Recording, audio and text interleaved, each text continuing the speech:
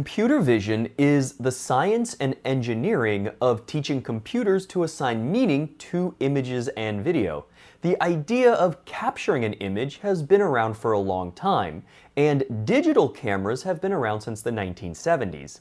To capture an image, we need some kind of sensor. Most modern digital cameras have a complementary metal oxide semiconductor, or CMOS, image sensor. You'll sometimes find charge-coupled device sensors, but these are usually found in older digital cameras. Light entering the camera can be bent or refracted through lenses and possibly bounced off a mirror, as in the case of my DSLR camera. Either way, as light strikes the sensor, tiny sections of the sensor respond to the amount and color of that portion of light. Each of these tiny portions, known as pixels, generate an electrical signal proportional to the amount of color and light hitting it. A computer or microcontroller reads these electrical signals and stores them as numerical values in an array. Often, you'll find 3 arrays, one for red, one for green, and one for blue. These arrays, which represent the full color photo that we just took, are saved to some non-volatile memory such as an SD card. Sometimes you'll find that these arrays are compressed in a way that saves storage space, even if it means losing some of the information in them. For example, JPEG images are compressed this way. We can then plug the SD card, or maybe it's our phone, into our computer and view the image. The computer knows how to read those stored arrays of numbers and convert their individual values into colors on our screen.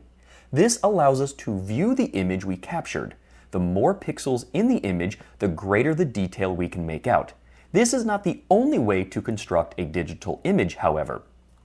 A variety of sensors can be used to create a digital representation of the world around us.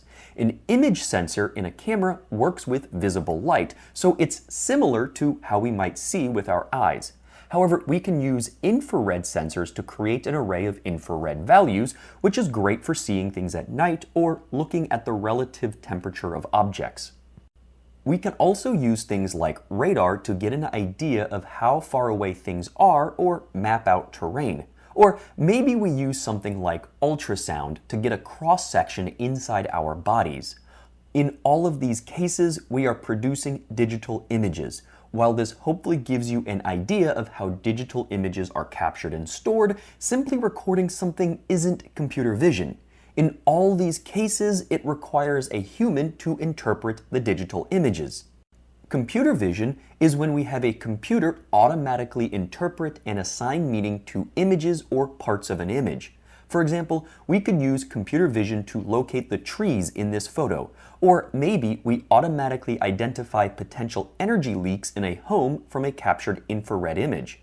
Computer vision might be able to identify dangerous lava flow routes from a terrain map. Healthcare workers could rely on computer vision to automatically identify potential issues when taking X-rays, ultrasounds, or CAT scans. I'm not a doctor or ultrasound tech, so I don't actually know what I'm looking at in this particular image, but you get the idea. Most people credit Larry Roberts as being the founder of the field of computer vision.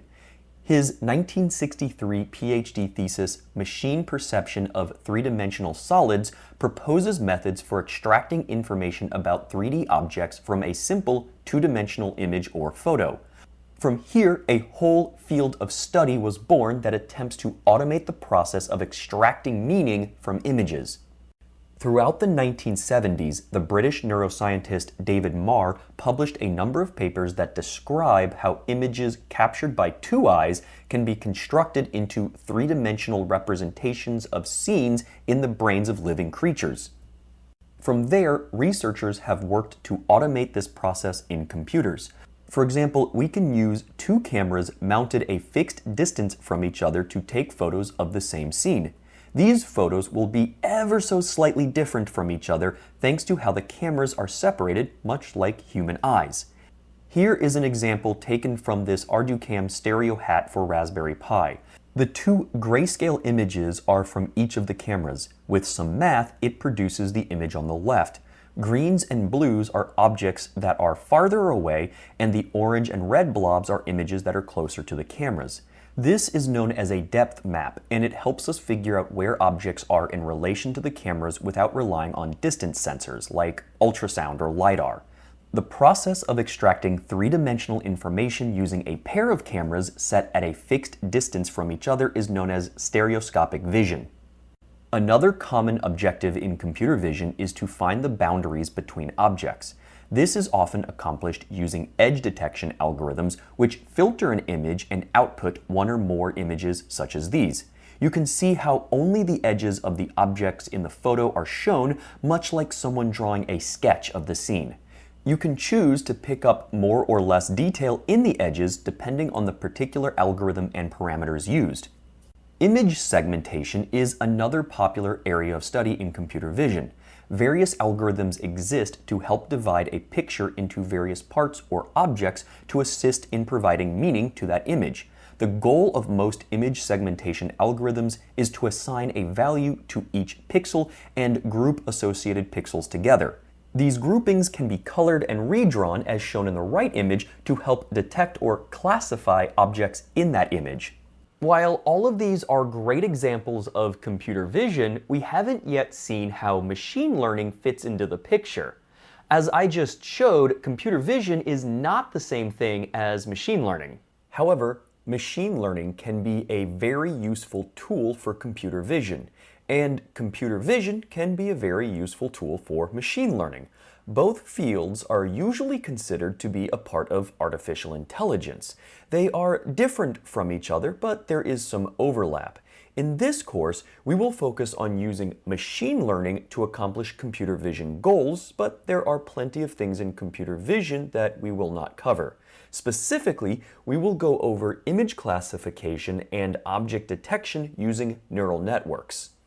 Image classification is the process of attempting to comprehend an entire image. For example, we might train a classifier to recognize the first image as that of a dog and the second image as that of a cat. It would not be able to tell you where in the image each animal was found, just that the image contained that animal. However, it would likely struggle with an image like this, which contains instances of both animals. It would make a guess based on prominent features in the image and depend on where the model looks in the image for those features. Object detection is a harder problem than image classification, but it allows us to identify things in a picture and where they are located. It also allows us to identify more than one object per image, which is a big limitation of image classification. OpenMV comes with a person detection example. Here, if the camera thinks there is a person in the frame, it will update the label in the output image to show that. This could be useful for determining if someone is at your front door, or maybe monitoring a room to automatically control the lights and air conditioning. Now, let's say you've been tasked with designing a new smart lighting, heating, ventilation, and air conditioning system for an office building. Rather than old passive infrared sensors, you've decided to deploy person detection cameras, which you've found to be much more reliable at determining when someone is actually in the room. However, you need 30 of them to cover all the office spaces. You could stream all this video data to a central server on the network or across the internet. This server would be in charge of doing the vision processing to determine if a person was in each frame. Let's calculate what kind of bandwidth you might require to do that. We'll assume each camera needs a modest 240 by 240 pixel resolution to correctly identify people in a frame. We don't need color, so each frame is a grayscale image where each pixel is an 8-bit value. We'll need 30 cameras, and we'll say that each camera really only needs to take a photo once every second. This isn't a live video stream. We just want to know if someone is in the room every second to make changes to the lights and air conditioning systems. Under these conditions, we need around 13.8 megabits per second of network capacity devoted entirely to this new sensor system. Of course, there are ways to compress the images to reduce this sum, but you get the idea. While modern Wi-Fi can support at least 10 times that amount, it still seems like a big waste. Alternatively, we could move that classification problem to the cameras themselves.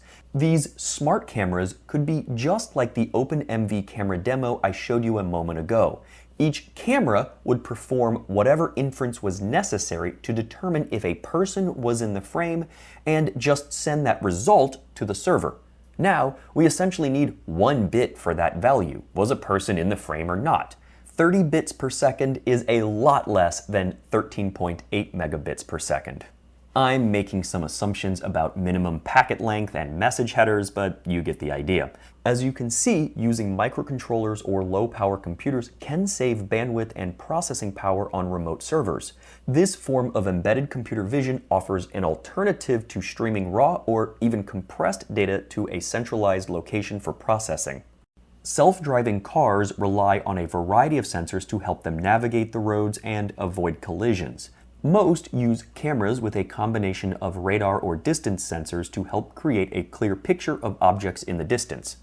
The car needs to use computer vision and likely some machine learning to figure out what's around it. For example, it needs to be able to read road signs and signals, watch for other cars, and avoid pedestrians. Object detection can help the car see these things and take appropriate actions, like turning on a light or stopping for pedestrians. You can't necessarily guarantee an internet connection in cars, so a lot of this has to be computed in the car's computer. While a car can transport a powerful computer, it's still somewhat of an embedded system. I hope this helps illustrate the need for using embedded machine learning to tackle some computer vision problems. Alex Fred Ohala talked about the ethics of data acquisition and machine learning algorithms in the introductory course, so let's revisit that topic and see how it applies to computer vision. Alex talked about the 3 pillars that help create trust in an artificial intelligence system. The system should follow laws, be robust against any sort of attack, and guarantee high reliability. They should also guarantee fairness by not promoting any sort of discrimination, biases, or social injustices. For example, here is a tweet that went viral in 2017 showing how a soap dispenser struggles to work with a dark-skinned individual. Bias in a soap dispenser is pretty benign, and that soap dispenser likely wasn't using machine learning anyway. However, you can see how this might be a problem for critical computer vision systems like self-driving cars. If you are designing a system to work with and for people, make sure you take everyone into account when training and testing the model, not just people who look like you. There's also the notion of privacy. Are you creating a new type of smart security camera that says records every face that walks by a corner? Let's say you then attempt to identify each person by matching their face to available photos on their social media account. Even if this is legal, you have to consider the privacy implications of this type of project.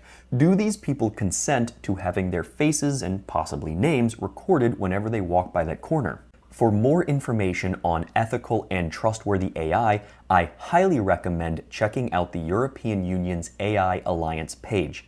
They offer some good guidance on the various factors that make up an ethical AI system. Licenses.ai has some good templates for creating end-user license agreements. These cover various ethical concerns that someone creating an AI system might have and hopefully prevent its misuse. Edge Impulse uses a similar responsible AI license that outlines how you may or may not use their tool. I definitely recommend reading through this license before getting started. I hope this has helped give you an understanding of how embedded machine learning can fit into computer vision and how you can use it to create responsible AI systems. Now I think it's time we dive into some technical stuff.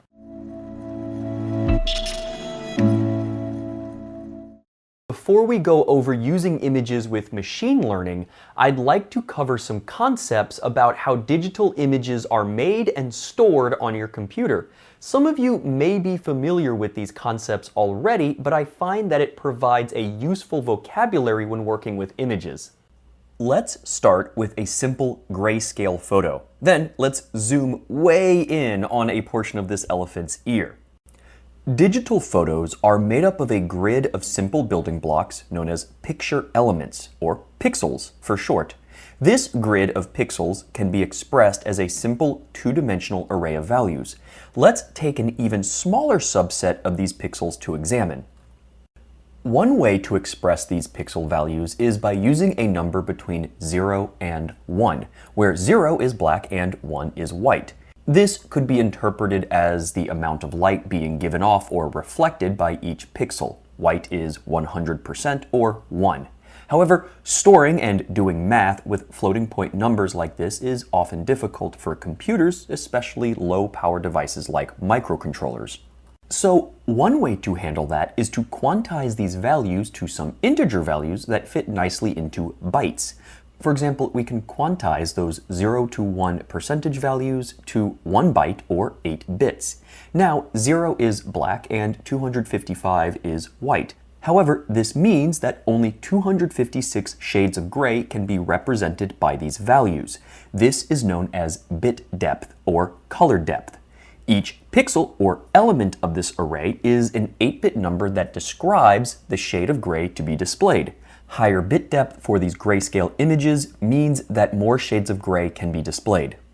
Remember that we were only looking at a small piece of the whole image. The original image contains 2,290 pixel columns and 1,487 pixel rows. In other words, the image is 2,290 pixels wide and 1,487 pixels high. These dimensions are known as the resolution of the image. You will almost always see resolution expressed as width by height. You can find how much space this raw photo would take up by multiplying the width by the height by the number of bytes per pixel. If stored raw, this photo would need around 3.4 megabytes. However, most image formats need some bytes reserved for header information, so this might be higher. Additionally, many image formats like JPEG use one or more algorithms to compress the image, resulting in a smaller file size. Lossy compression, like JPEG, can lose some information in the data, resulting in a slightly imperfect picture. We won't get into compression in this course, but know that it's what allows us to store digital images in smaller files than what we calculated here. Let's examine our 5x4 segment of the elephant's ear using Python. We'll use NumPy to store our number arrays. NumPy is incredibly popular in the machine learning community as it's free and offers efficient ways to perform matrix operations. We'll also need pyplot from the matplotlib library to view our array as an image. PIL, short for Python Imaging Library, is a common Python library used to read and write to various image files. All three of these packages should come pre-installed in Colab. Remember that you can press Shift-Enter to run a cell in Colab. Next, I'll upload the image. I'll open the image in an editing program. I cropped out the tiny section from the elephant photo that we looked at earlier. I saved this test image in bitmap or BMP format with a bit depth of 8 bits. The bitmap format is not compressed, so it's useful for storing and working with raw images. If I zoom in, you can see that it really is just a 5x4 grayscale image. In Colab, I can click on the file browser and click the upload button. I then find the 5x4 bitmap image and click open. If we go up one folder, you can see that we're working with a Linux instance on a remote computer. Colab is limited to essentially Python and a few system calls, but it's very helpful for working with things like TensorFlow for machine learning. Our files will be stored in the content directory, so I save the path to the uploaded file in this image path variable. Note that you can also right-click on the file and select Copy Path. Next, I use PIL to open the image. PIL attempts to automatically scale the values in the pixels, so we need to call the convert function with the L parameter to keep them in the 8-bit grayscale format. This image object has some extraneous information as it's unique to the PIL library. However, we can call the numpy asArray function to convert it to a numpy array. All numpy arrays have a .shape attribute that we can print to see the shape of the array. Even though image resolution is given as width by height, two-dimensional numpy array shapes are given as number of rows first, followed by number of columns. This means arrays are given as height by width. So if I talk about image resolution, it will be width by height.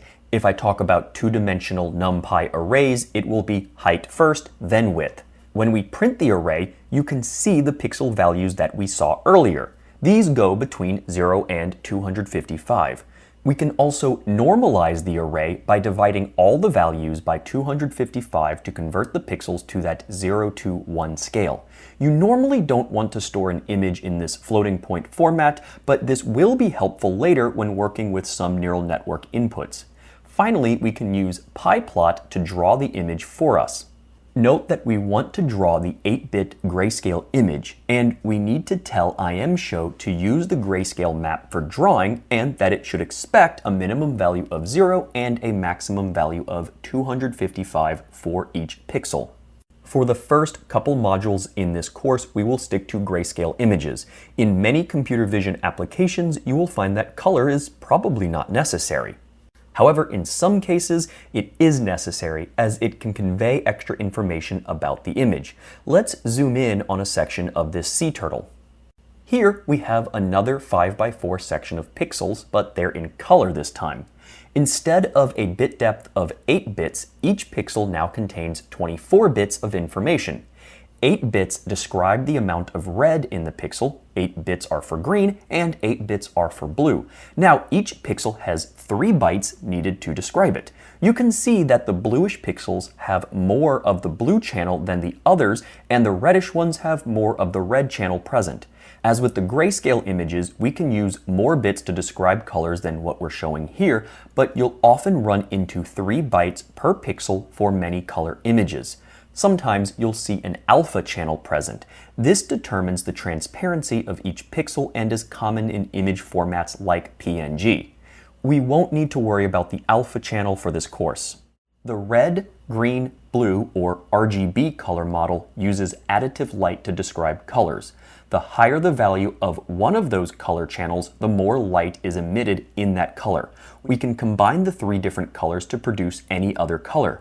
When all 3 are at their max, they combine to create white. Computers use this model to interpret RGB images and then light up pixels on our monitors to display images in a variety of colors.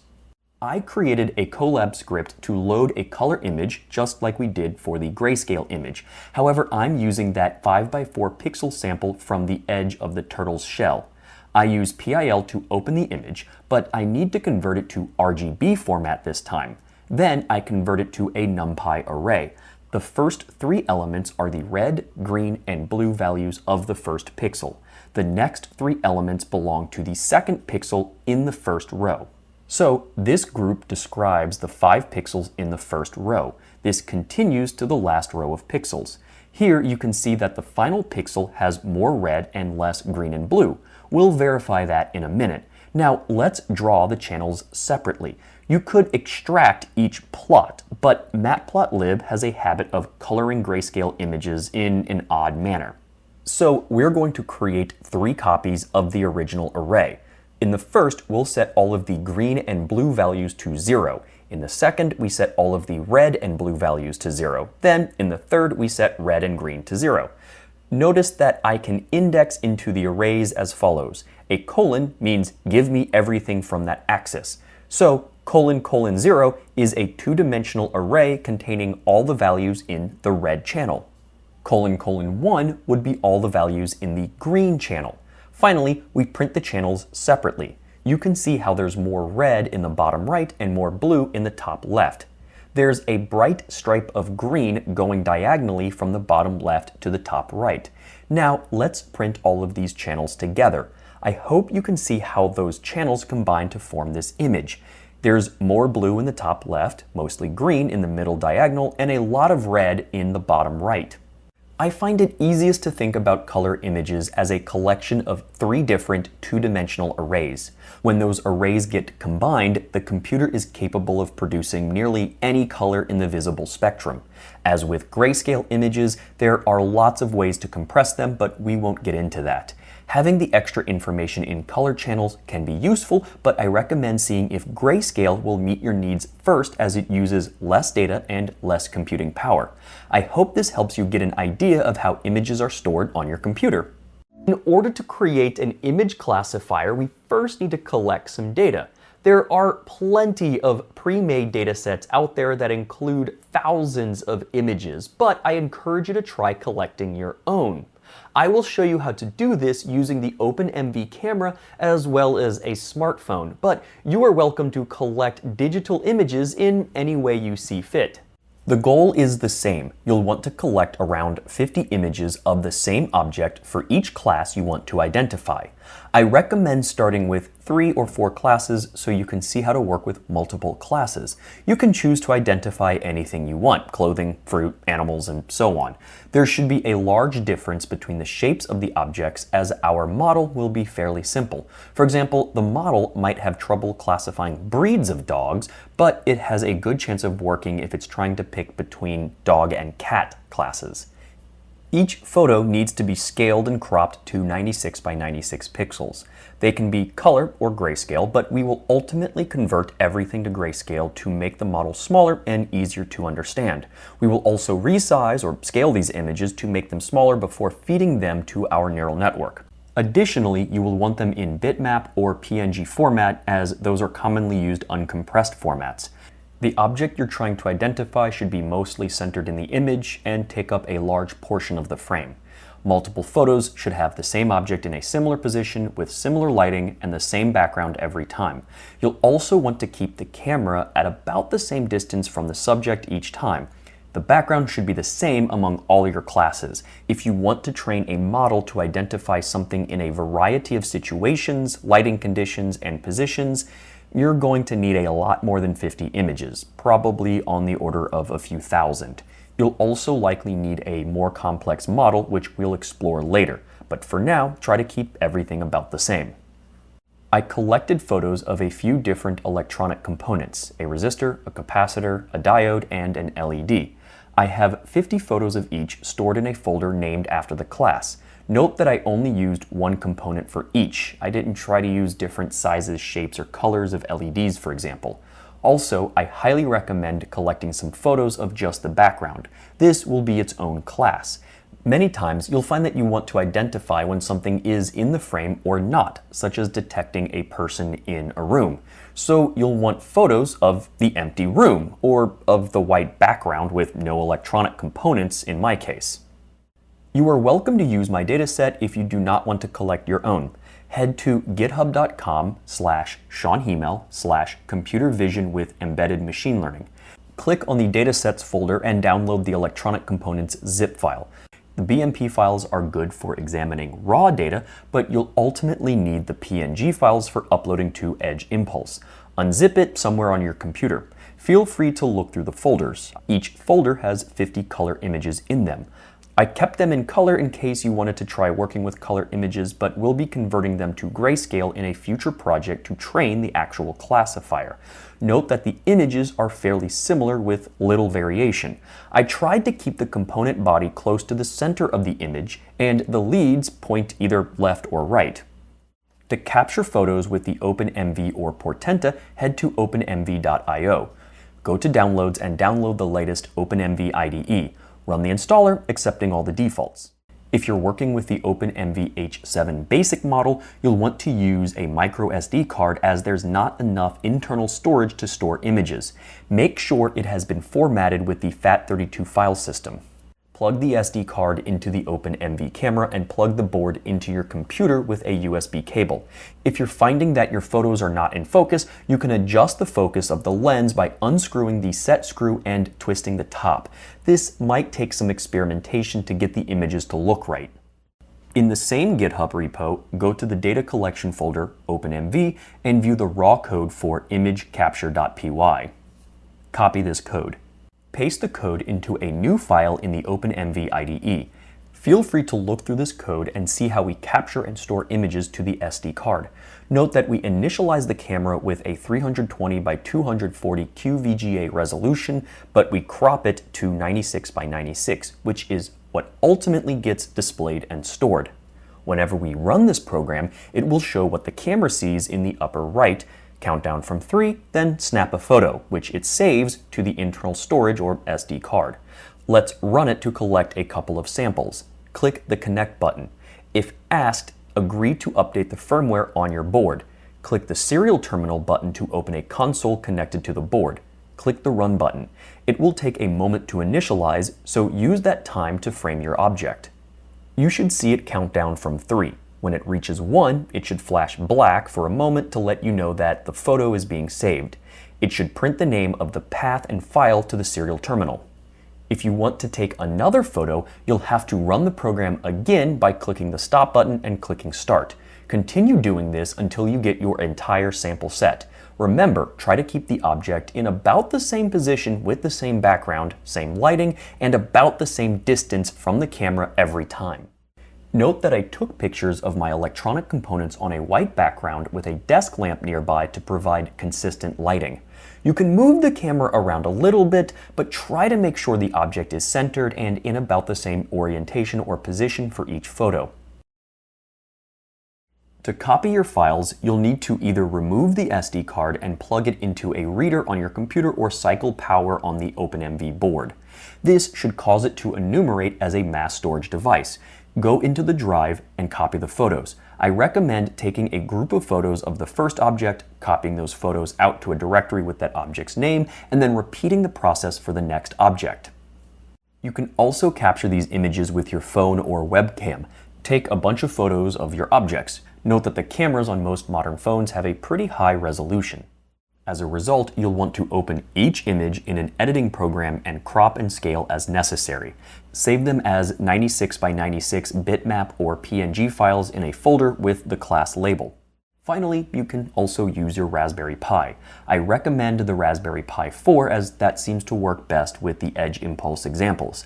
I'll be using the official Pi camera as I know that works with the Pi and the examples in the rest of the course.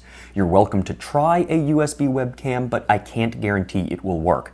Since I probably don't have your exact model of webcam, it will be really difficult for me to help troubleshoot any issues you might run into. So I recommend using the Pi camera if you can, as I won't be able to help you with webcams. You'll want to load the latest version of Raspbian onto a microSD card and plug it into your Pi. Make sure the camera is connected and plug in the USB-C connector for power. In a terminal, run sudo raspi-config. Go to Interfacing Options and select Camera. Click Yes to enable the Raspberry Pi camera interface. You might need to reboot the Pi when you're done. For this course, you'll want to make sure you are working with Python version 3.7 or newer. From the same GitHub repository we were looking at earlier, you can find 2 scripts for previewing the camera and capturing images. Copy the code from the preview script into a new Python document.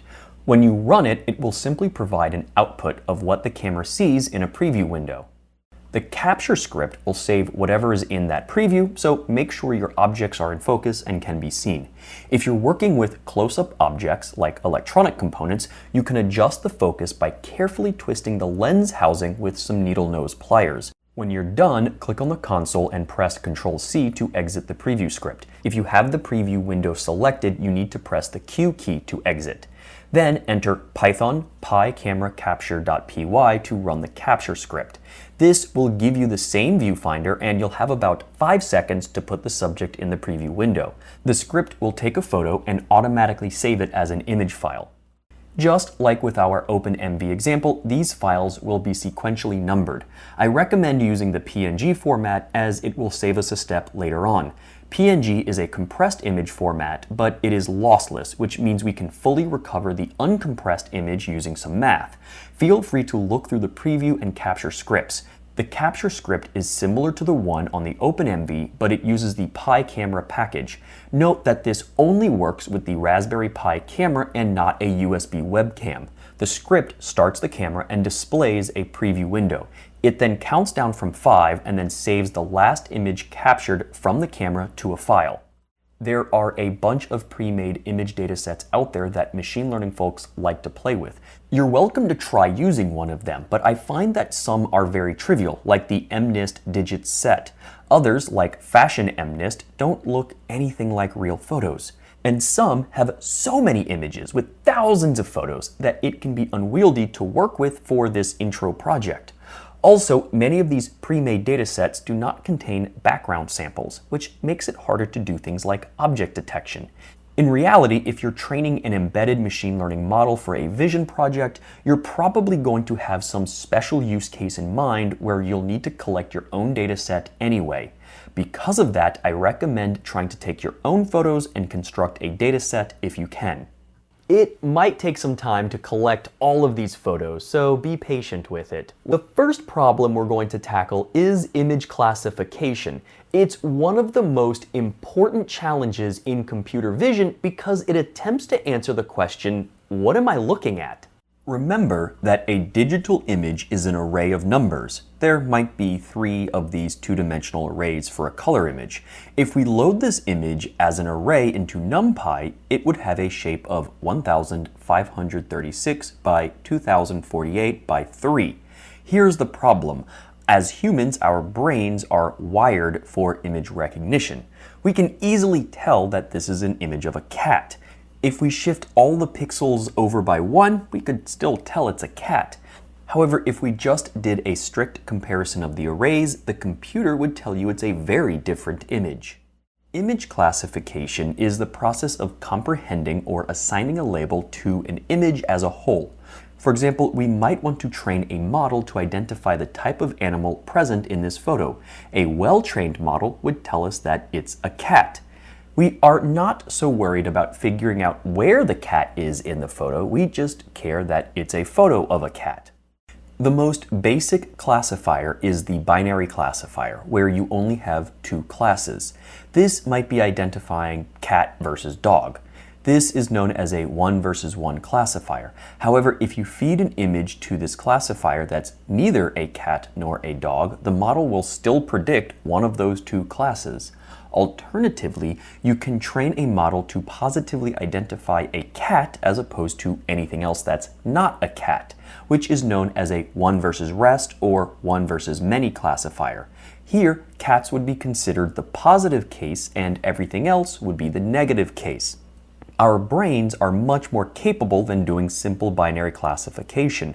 However, binary classifiers can still be incredibly useful in computer vision if all you need to do is, for example, identify if there's a person in the frame or if a part of an image contains something that looks like, say, a tumor.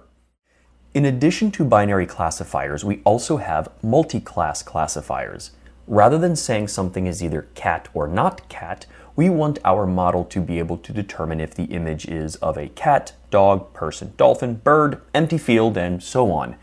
This is closer to how our brains work. We are constantly identifying animals, people, and other objects. However, it turns out to be quite difficult to create a single model that does this.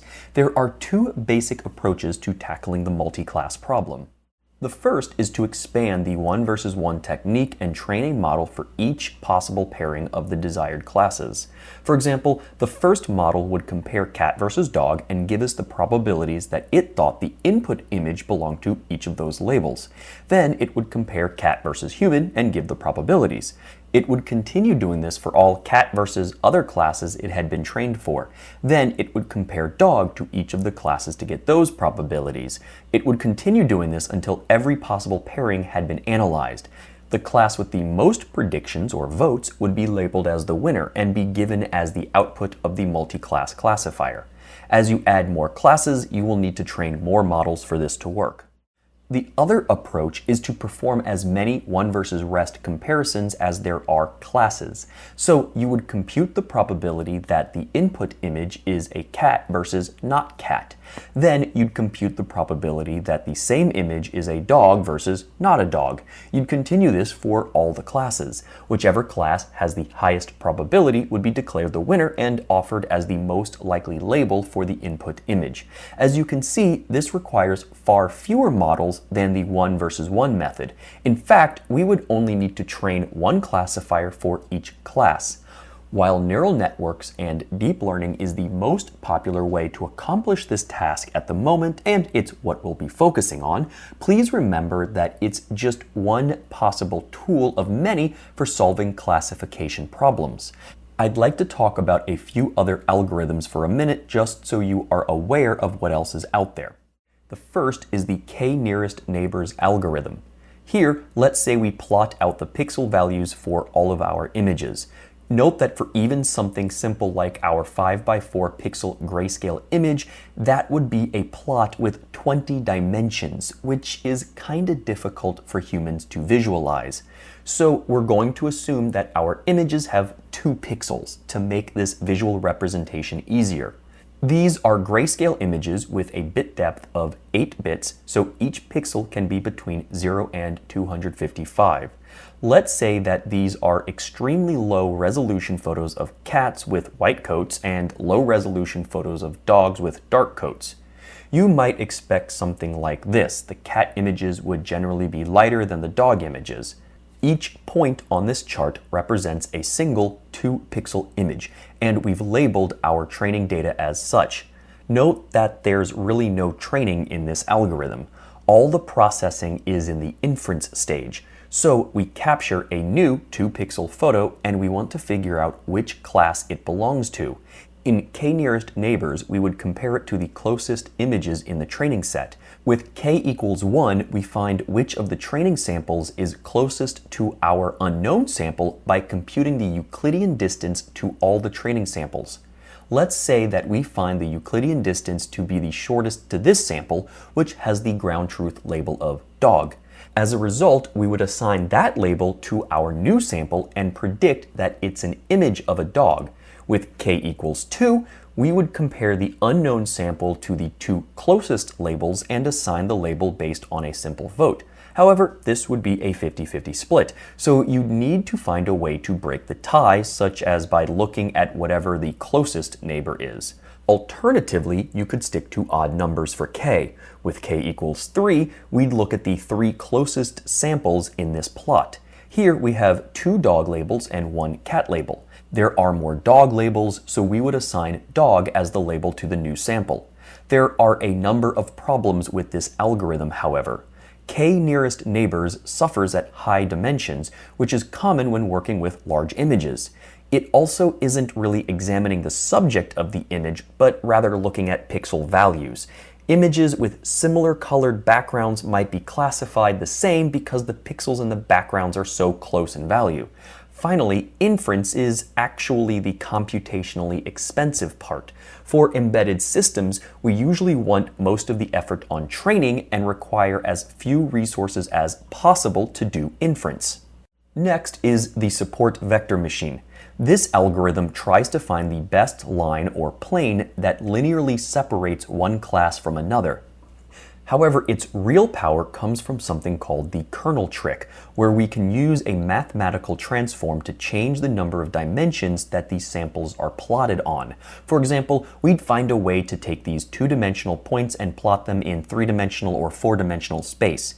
By raising the number of dimensions, it becomes easier to find a clear separation between the different groupings. Then, when a new sample is submitted to the model for classification, we would just see which side of the line or plane it falls on. This is on the cat side, so we'd give the image the label of cat. Support vector machines work well with high dimensions, but they lose some effectiveness when the number of training samples is less than the number of input dimensions of each sample. Remember that the number of input dimensions for images is determined by the total number of pixels times the number of color channels. For many applications, support vector machines work well, but are often outperformed by neural networks. There are other classifiers that I didn't talk about, like decision trees and linear classifiers, but let's look at neural networks. Neural networks, or artificial neural networks, were loosely modeled based on how neurons in the brain are connected.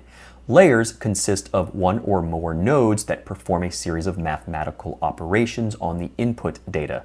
The input to the first set of nodes would be our features.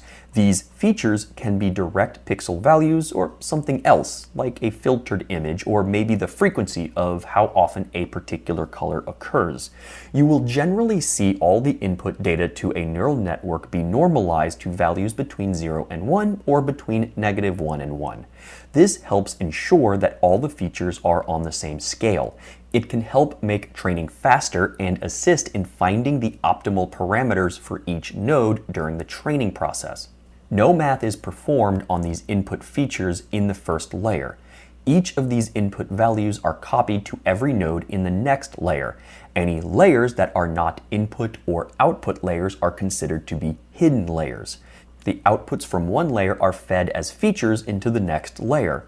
If we are doing a simple binary classifier, the final node would output the probability that the input image belonged to that class.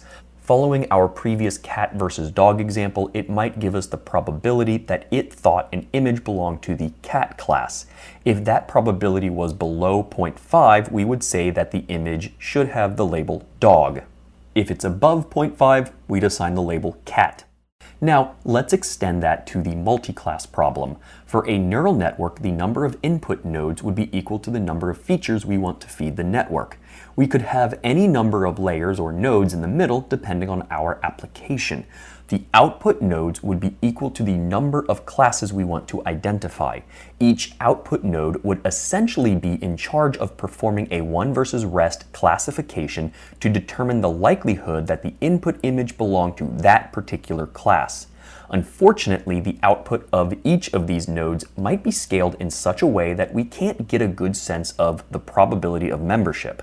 We can use the softmax function as the last layer in our network to combine the outputs of the last set of nodes in order to give us a set of probabilities. It scales and normalizes the outputs as necessary such that when you sum up all the probabilities, they will equal 1. So now we can interpret the output as being a set of probabilities. For example, let's say we have a trained neural network and we feed it a new unseen image. The output might look something like this. We can say that the neural network thinks the image is 63% likely to be a dog, 26% likely to be a human, and basically negligible probability for anything else. From there, we can select the label with the highest probability or set a threshold of something like 0.5 or 0.6. If the output probability of a particular class is over that threshold, we can say that the model thinks the input image belongs to that class. While neural networks are amazingly versatile and useful, they're far from perfect, as they can easily suffer from a variety of biases and other issues. One of the biggest challenges in computer vision is lighting. If you train your model using well-lit subjects like the one on the left, then the model will likely look for similar types of images. It will struggle with poorly lit images or ones where the subject is backlit. Our eyes and brains are incredibly capable of still picking out the cats in the right two images, but many computer vision models struggle with them if similar items weren't included in the training set. This means you either need to make sure your model is trained with images that contain a variety of lighting, or you need to find a way to ensure your subject is well lit during inference. Cats have an affinity for taking on a variety of shapes. Even most human children can still tell that these are photos of cats, but a machine learning model might struggle with them if it wasn't trained to look for cats in various poses. Additionally, the cat in the middle has its eyes closed. This is a variation that might prove problematic if the neural network was trained to look for certain shapes, position, and colors of the cat's eyes. What if the cat was looking away? Will the model still recognize it? As humans, we still instantly recognize that image as a cat. We want our model to be robust enough to figure out that all of these images are of cats. Another common problem is occlusion, where something is blocking or covering up part of the subject in the image. Once again, we can easily recognize the cats in these photos, but a model may struggle if part of the cat is hidden. Something else that I've run into is that models trained on photos do not perform very well with paintings or illustrations, like the cat on the far right. They have a hard time generalizing the shape of something. This is true for even many complex neural networks. Finally, is this a picture of a cat or a dog? Most humans can see that this picture contains multiple cats and multiple dogs, but a model trained to look for one or the other in an entire image would really struggle with something like this. One way to tackle this problem might be to only look at one section of the image at a time and determine if the animal in question is present. Then slide this window over to perform inference on another section. This is known as a sliding window, which we'll examine in more detail when we talk about object detection. Just because we don't have human-level comprehension of images yet doesn't mean that image classification isn't useful. One popular use case is determining if a human is present in the frame of a security camera. Person detection can be useful for businesses and homes. Rather than having someone watch security feeds all the time, you can just send a notification with a small video clip if a person was detected. We don't even need to know exactly where in the frame the human was, just that there was one present. We can do something similar for animals too if we're, say, trying to identify wildlife. Image classification is a powerful tool, and it's a great start for trying to automatically assign meaning to pictures. I'd like to take a moment and review neural networks.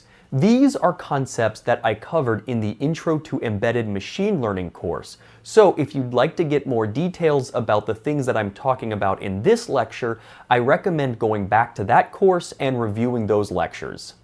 In supervised learning, we start with a set of training data. Each sample consists of a set of features and an associated label. The features are given by X and the label is given by Y. Features might be a collection of pixels that form an image. A label is what's in that image, like a cat or a dog. The goal is to find some kind of function where we plug in X and it gives us the correct label. In situations where there is no easily derived function to map X to Y, as in the case of many observed phenomena or things with lots of probabilities, we can rely on machine learning to help us get close. To do that, we train a model which will act as our function. Remember that a model is usually nothing more than a series of mathematical operations performed on the input data in order to produce an output. That output is known as a prediction, and it's often given as y hat. By using a training algorithm, we can automatically adjust the parameters inside the model so that for any given x, y hat will hopefully be close to the ground truth label for that feature set.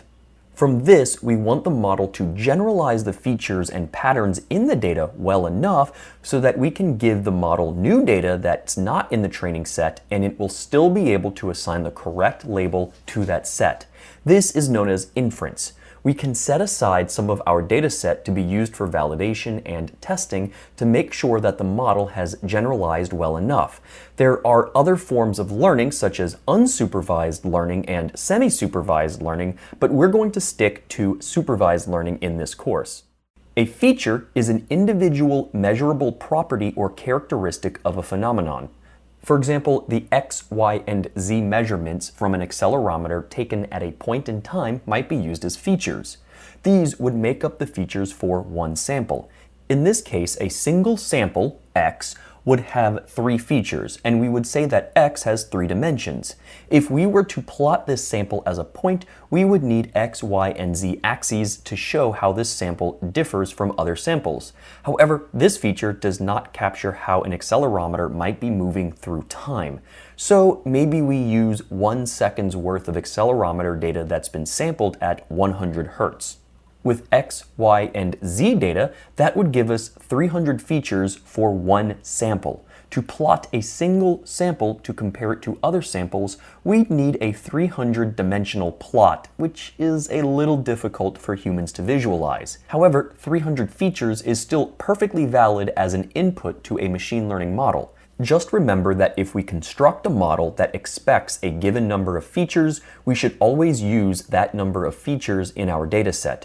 Otherwise, the model will not be able to work with the data. We can also perform some math to transform or extract certain features from the raw data. For example, we could compute the Fourier transform of the accelerometer data to see what the frequency components of that data looks like. If we're mostly interested in certain frequencies of that accelerometer, this can help the model learn what to look for much more quickly and can help reduce the amount of data that needs to be fed to the model. We don't need to be limited to just one set of features too. We could also, say, compute the power spectral density of our measurements and use that along with the frequency data as our set of features. Just remember that the more features you send to the model, the more computationally expensive it becomes. As a result, you often want to spend some time thinking about and experimenting with different features to figure out what works best for your particular model and application. For images, we might use raw pixel values as our features. I show them here as being normalized between 0 and 1. We might need to flatten the 2-dimensional image into a 1-dimensional vector in order to feed it to the model. We would obviously use more features if we wanted to include the red, green, and blue channels for a color image. Alternatively, we could filter the image to pick out things like color blobs or edges and feed that to the model. We can even have the model automatically figure out which features to pick out in an image, which we'll see when we talk about convolutional neural networks. As you can see, as the image gets larger, the number of features per sample also gets larger. We can easily have hundreds or thousands of dimensions for a single sample when we use images as the input to our model. To start, we usually want to collect a data set. This could be downloading a set made by someone else or creating your own. For supervised learning, you will need to assign a label to every sample in that set. This might be the name of the folder each group of samples is stored in, a list of files and labels in a text file, or simply a separate array in Python that stores the labels in the same order as the samples. Then you'll usually want to randomly divide the data set into test, validation, and training sets. The test set should be put aside and not touched until you are ready to report on the results of your model. Any tweaks made to the model based on things learned from the test set could result in the model overfitting to the data set, including the test set. The validation set is often used during training to test how well the model is performing and to adjust model hyperparameters. Hyperparameters are things like the size and shape of the model, number of training iterations, and so on. The training set is used during the training process to automatically update the parameters in the model using whichever training algorithm you choose. Depending on the size of the data set, setting aside 10 to 20% of the samples for a test set, another 10 to 20% for the validation set, and leaving the rest for training is usually a good start. Let's review what's going on inside a neural network. A node, or neuron, makes up the fundamental building block of a basic neural network. A weighted sum of the inputs is first calculated. The inputs could be our features if this is a node in the top layer of the network, or it might be outputs from other nodes. Note that there is no x0 as the weighted sum includes a bias term, which is often given by b or w0. This is added to the weighted sum of the inputs. The weights and bias terms make up the parameters that will automatically be adjusted during the training process. As a result, W0, W1, and so on are usually randomized when the network is first created and then take on new values throughout the training process. The output of the weighted sum is then transformed through an activation function. The activation function acts to add some level of nonlinearity in the network. Without it, the network would simply be a collection of linear equations and would struggle with anything beyond basic classification. Some activation functions, like the hyperbolic tangent or sigmoid functions, also act to squash or constrain the output. For example, the sigmoid function ensures that the output of the node is between 0 and 1. One of the most popular activation functions is the rectified linear unit, or ReLU for short. The ReLU function is very easy to implement in code, as all you do is just convert any negative values to 0 and leave positive values alone. This makes it very efficient while still providing a good amount of nonlinearity. When we connect these nodes together, we create a neural network. This is an example of a dense neural network, where the outputs of all the nodes in one layer are used as the inputs to every node in the next layer. The input values, or features, make up the input layer. For example, if we are using the 3 values from the accelerometer as our features, we would have 3 inputs to this network. Neural networks are fairly robust and can work with all sorts of data so long as the values are numbers. Anything between negative infinity and positive infinity can theoretically be used as an input feature to a neural network. However, you start to run into issues with training times when you mix different scales. For example, let's say you're using one-axis accelerometer data as one feature and a light sensor output as another feature to a neural network. The accelerometer might have a scale of something like -20 to 20 meters per second squared, whereas the light sensor could go from 0 to 120,000 lux. Because the features are on different scales, the training time would potentially be much longer than necessary. You also might lose some floating point number accuracy with really large ranges on some processor architectures. To alleviate these issues, you will often see the input feature values be normalized between 0 and 1, or sometimes -1 and 1. For our purposes, this might mean taking our grayscale pixel values and mapping the 0 to 255 values to be between 0 and 1. Because the pixel values have similar ranges, you might see neural networks work with raw pixel values, either normalized or non-normalized. Each of these three values would be copied to every node in the next layer. Hidden layers are any layers that are not the input values or provide the final output of the network. This particular network only has one hidden layer. If we are creating a multi-class classifier, we can replace the final activation function in the output layer with the softmax function, which combines all of the weighted sums from the nodes in a way to give us a measure of probabilities of each class. This collection of probabilities would make up our prediction, which is often represented as y-hat. During training, we would compare this y-hat output with the ground truth label assigned to the input sample. To perform training, we first initialize all the weights in each node to a random value. We then take one of the training samples and feed the features as inputs to the network. Next, we do a forward pass where we calculate the outputs of each layer to feed to the next layer. The output of the whole network will be a prediction. We compare that prediction to the known good value from that sample and calculate how different they are. The value that gives that difference is known as the loss value, and we calculate this value with the loss function. We use this loss value in the backpropagation algorithm to go backwards through the network to update each of the weights. When we update the weights in this manner, we hope that the neural network will be more accurate next time. We continue doing that for all of the samples in our training set, which is known as one epoch or epoch. You'll come across both pronunciations. The auto-generated captions struggle with the spelling sometimes, so I'll do my best to stick to epoch. After each epoch, we can run the validation set through the network using just forward passes to see how well it performs. Note that the model's weights are not updated with backpropagation during validation. We repeat the forward passes and backpropagation with the training data over and over again until the accuracy of the model reaches an acceptable or desired level. I'd like to review some terminology around the training process in case you run into it later in the course or in some of the recommended readings. Gradient descent is the most popular algorithm used to adjust the parameters in most neural networks during the backpropagation training step. It computes the gradient of the loss function given after a forward pass with a training sample and uses that information to update the parameters in the model. An epoch is when all of the training samples have been passed through the model during training. You'll often see accuracy and loss plots use epochs as the time axis. Batch gradient descent is when you pass all the training samples through a model and compute the average gradient to use for gradient descent.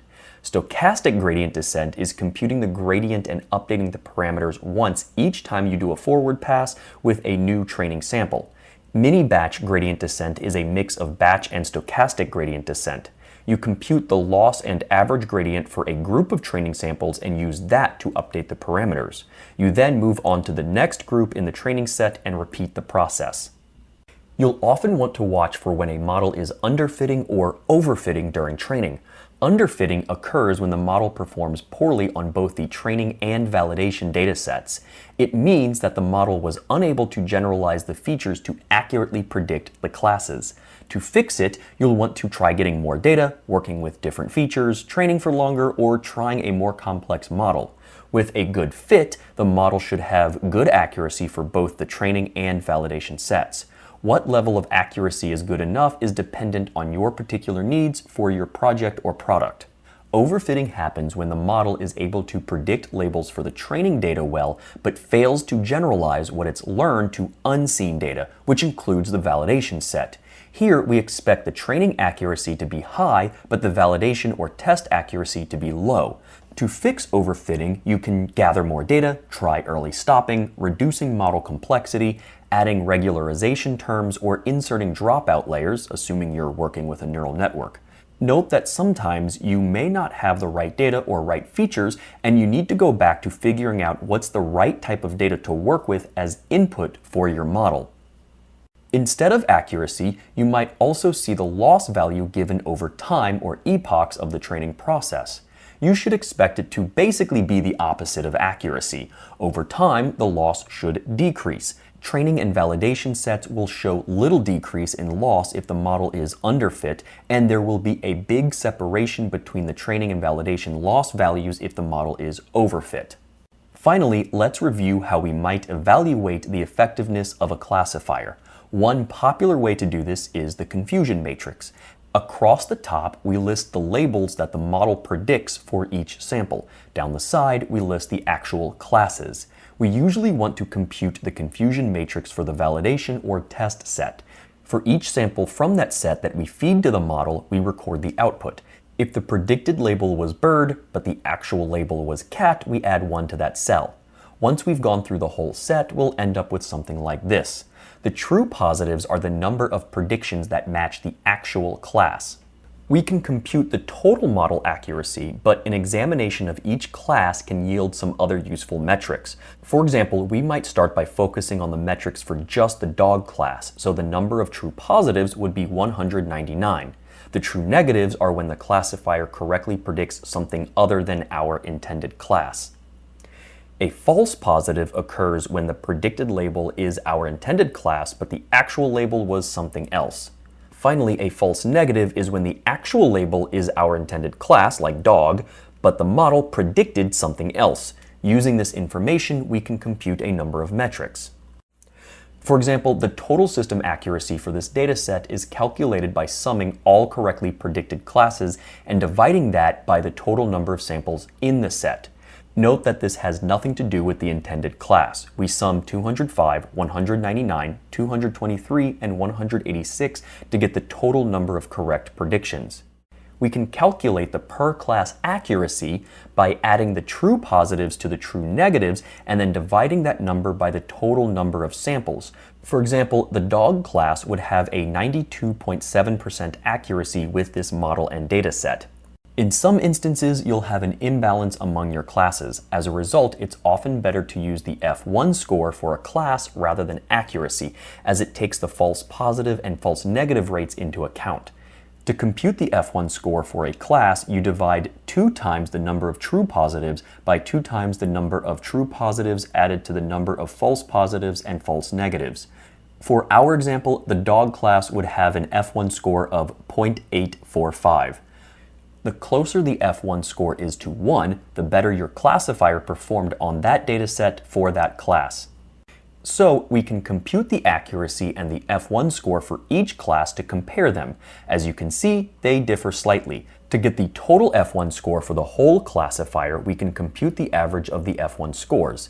Again, we can compare that to the total system accuracy for that dataset. Both of these numbers can give you some insights into how well the model performs with unseen data, assuming you are using the validation or test sets. I hope this helps give you an idea of how neural networks work and how we can evaluate them. Don't worry too much about the math, as we will be using tools to do most of the complex calculations for us.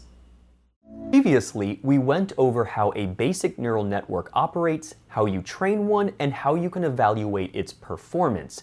I'm going to show you one way you might implement this using Python and Keras. If you head to the GitHub repository for this course, you can go to the Training an Image Classifier with Keras folder and find a link to this collab.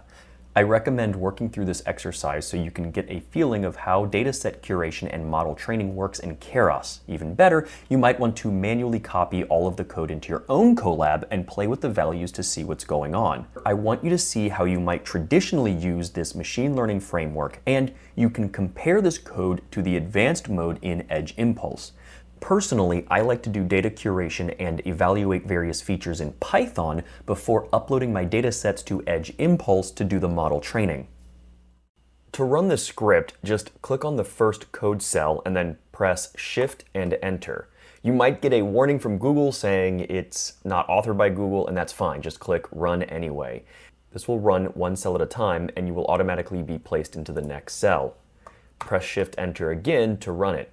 Note here that we need to set the dataset path, and this whole thing is basically a Linux instance. On the left side, we can click on the little folder icon, and that gives us a view into the files and folders of this file system. We can go up and you see a lot of the folders. It looks just like a Linux instance, and our files will be kept in the content directory. So click on that, right click, and click New Folder. We want to keep our data set in something called Dataset, and then I'm going to create a new folder in that, and I'm going to name these folders after my labels for the things that I'm trying to identify. So I'm doing electronic components, so my first one will be capacitor, then I'm going to have a diode, and then an LED, and a resistor. This may be enough for your use cases. However, I always like to have a background or noise or something that's basically not any of the things that I'm looking for. You'll find that this does not exist in many pre-made data sets, so I like to add it when I'm collecting my own data sets, because a lot of times you'll take a picture or a video of something and the items you're trying to identify are just not in that photo. So one of your classes should be background or noise or whatever it is you're looking for just is not present. I'm going to call this one background. I'm going to right click on the folders. I'm going to click upload. I'm going to go into wherever I keep my data set that I've collected. So for me, I have it in Python data sets, and I have them in the electronic components. So this is background. I'm going to click Control A to highlight all of them and click open. This will upload all of the files to the Colab instance. And I'm going to repeat this process for each of my classes. So here's capacitor. Remember that this is a Linux instance that will only run once while you're logged in. So as soon as you log out or the runtime's disconnected, you have to re-upload all of your data. That's because Google does a refresh of all of the files on the system whenever you disconnect from the runtime environment of this Jupyter notebook. And if you click down, you can actually see all of the files that got uploaded. We've got to do LED next. And then last for me is resistor. So this can be your own data set. You can use my electronic components. Feel free to experiment with different types of photos, or maybe it's MNIST, fashion MNIST, some type of pre-made data set. This should more or less work for you, but you might have to make a few changes to these settings. So now that we have our data set under the dataset directory in content, we can point our dataset path to there. We are going to resize our images. All of my images are 96 by 96 color images. We're going to scale those down to 28 by 28 pixels, and we're going to actually use them as grayscale, or we're going to convert them to grayscale instead. That just makes the machine learning model smaller and easier to work with. If you don't need large resolution to classify objects, then don't use it, because it just wastes a lot of processing power and time. Sometimes you will find that dark images or dark backgrounds work better with lighter subjects on them. This can help improve your accuracy. I'm not going to do this for now, but feel free to experiment with this. All this does is just invert the image. So white pixels become black, and vice versa. As we saw earlier, we're going to set aside 20% of this data for validation and 20% for testing. And this random seed affects the random library in Python. This way, with a particular seed, you should be able to replicate what I've done here exactly, and random will follow the same sequence of numbers that it generates. So we're going to press Shift-Enter to run that cell. Everything's been set for our settings. The next thing we want to do is load our images as NumPy arrays. I'm not going to go through this code in a lot of detail, because you shouldn't be really working with this, as we're going to be moving to Edge Impulse fairly soon, but I wanted to show you what this code would look like if you were going to use Keras in order to train a machine learning model. That way you can see what Keras looks like and then compare it to what's in the advanced settings in Edge Impulse. So this just goes through each of the folders, it finds the files in those folders, it reads them using the pill library, and then it converts that image file into a NumPy array. It then appends that array to our collection of samples, which I call X, in this case uppercase X, because it's a three-dimensional array. Eventually that will get converted to a much larger array that's a NumPy array, but right now it's just a list of NumPy arrays. In addition to this, each time one of the images is added, it also adds the label, which we get from the name of the folder that the sample is located in. So I'm going to go ahead and run this. And one thing I like to do is to always print out something from each cell to tell me that it worked properly.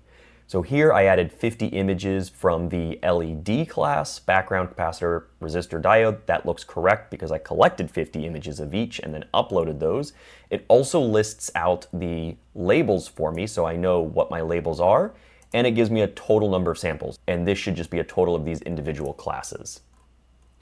Next, we're going to convert the labels to numbers. Right now they're stored as strings, so there will be 50 background strings in our Y array, and then 50 capacitor strings, and so on, because all I did was tacked on the name of the folder to the array.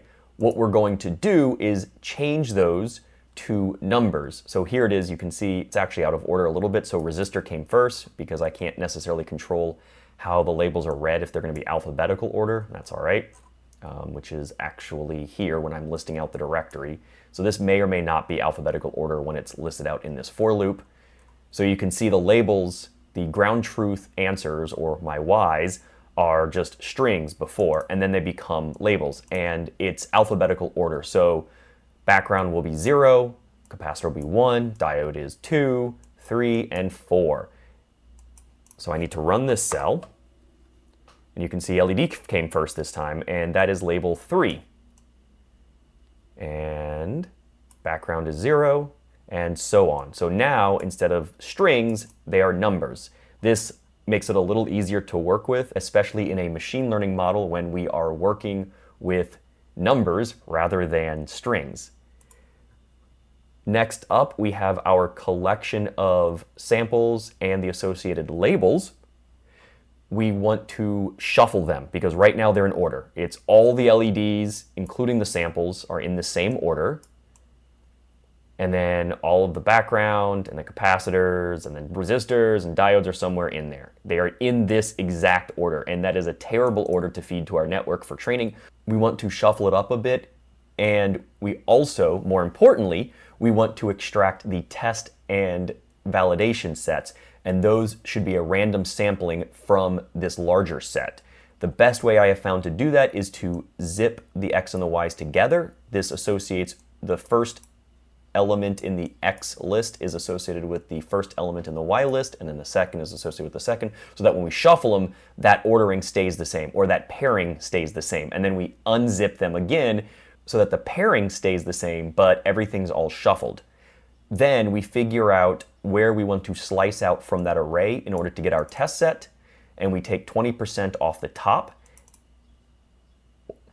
We take 20% from the beginning of the array, then we take the next 20% for our validation set, and then the rest, which should be 60%, goes to our training set. And this keeps the correct Ys with the correct X's, or the correct labels with the correct samples, but it shuffles them up and extracts the test and validation data.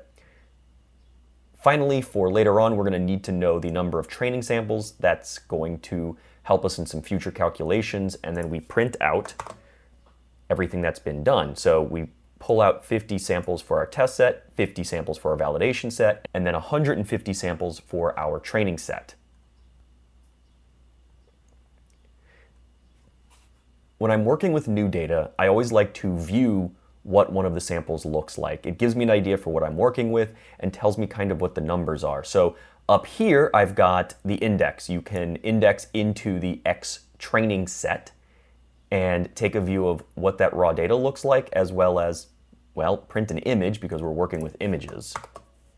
So you can see here I've got my capacitor, and it looks like we are working with grayscale, which is good, and the value of the pixels should be between 0 and 255.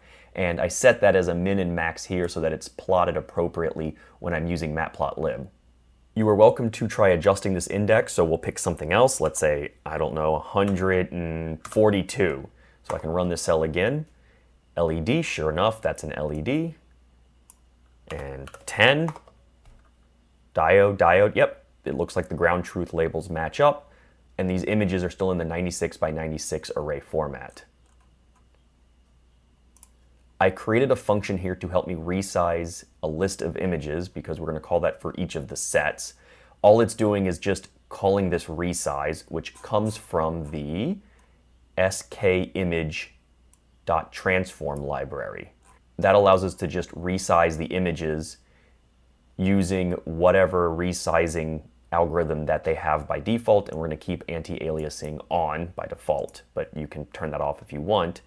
It just helps get rid of some of these jagged edges in the image, which is more useful when you're sizing up, but I find it useful when you're sizing down too. So we're going to use this function. We're then going to resize all of the images in the training, validation, and test set. And then I like to view the images again. So you can see here it's a much smaller image. It's still the capacitor, but it's a lot more pixelated because we've scaled it down. We can see that it's a 28 by 28 image now. It's more pixelated, but it's a lot smaller, and it should still be identifiable for what this object is. You will notice that the resize command in the resize images function that we wrote takes the 0 to 255 grayscale values and converts them into floating point values between 0 and 1. So it does that normalization process for us, which means we don't have to do it manually. So keep that in mind, because these are the numbers that we're feeding to the neural network, not 0 through 255. Next, we want to convert a list of samples into our NumPy arrays. It's going to take a list as an input and output a NumPy array as opposed to that list, because when we go to train using Keras, it's expecting a larger NumPy array that contains all of the training samples rather than a list of NumPy arrays. So I'm going to run that cell. You will see that our training set now is one large array instead of a list of arrays. It is 3 dimensions. It is 150 in the first dimension. So instead of 150 samples in the list, we now have one larger array. And the images are now just arrays stacked on top of that. So you can imagine this is one large 3-dimensional array, and the width and height, for example, would be the width and height of each image, and then the depth would be 150, so that's each of the images. And then same thing with Y. Rather than being a list of values, it's now one long array. We do the same thing for the other sets. And I can't remember if I ran this cell or not. And I did. You can always look at the number above to see if it ran, because a cell that has not been run in a new notebook will not have a number in this spot with the play button. The next thing we need to do is flatten each image to a one-dimensional vector. For our simple dense neural network demonstration here, it cannot work with two-dimensional arrays like this. So what we do is we just take the first row, and then take the second row and tack that onto the end, and then take the third row, tack that onto the end of the second row, take the next row, tack that on, and it just continues like that to squish this down into one long array. When we run this cell, you'll see that it's no longer a 3-dimensional array, but rather a 2-dimensional array, because this width and height got squished to one array. So now it's just a collection of 784 pixel values that have been normalized. Remember, these are floating point values between 0 and 1. The same thing happens to all of our training, validation, and test sets. Finally, we need to do one-hot encoding. This should be the last step before we actually get to building our model. One-hot encoding takes our numbers for our labels, which would be 0, 1, 2, 3, 4, and converts them into a series of probabilities of each class, if that even remotely begins to make sense. So in the first index, we have something that aligns with label 0.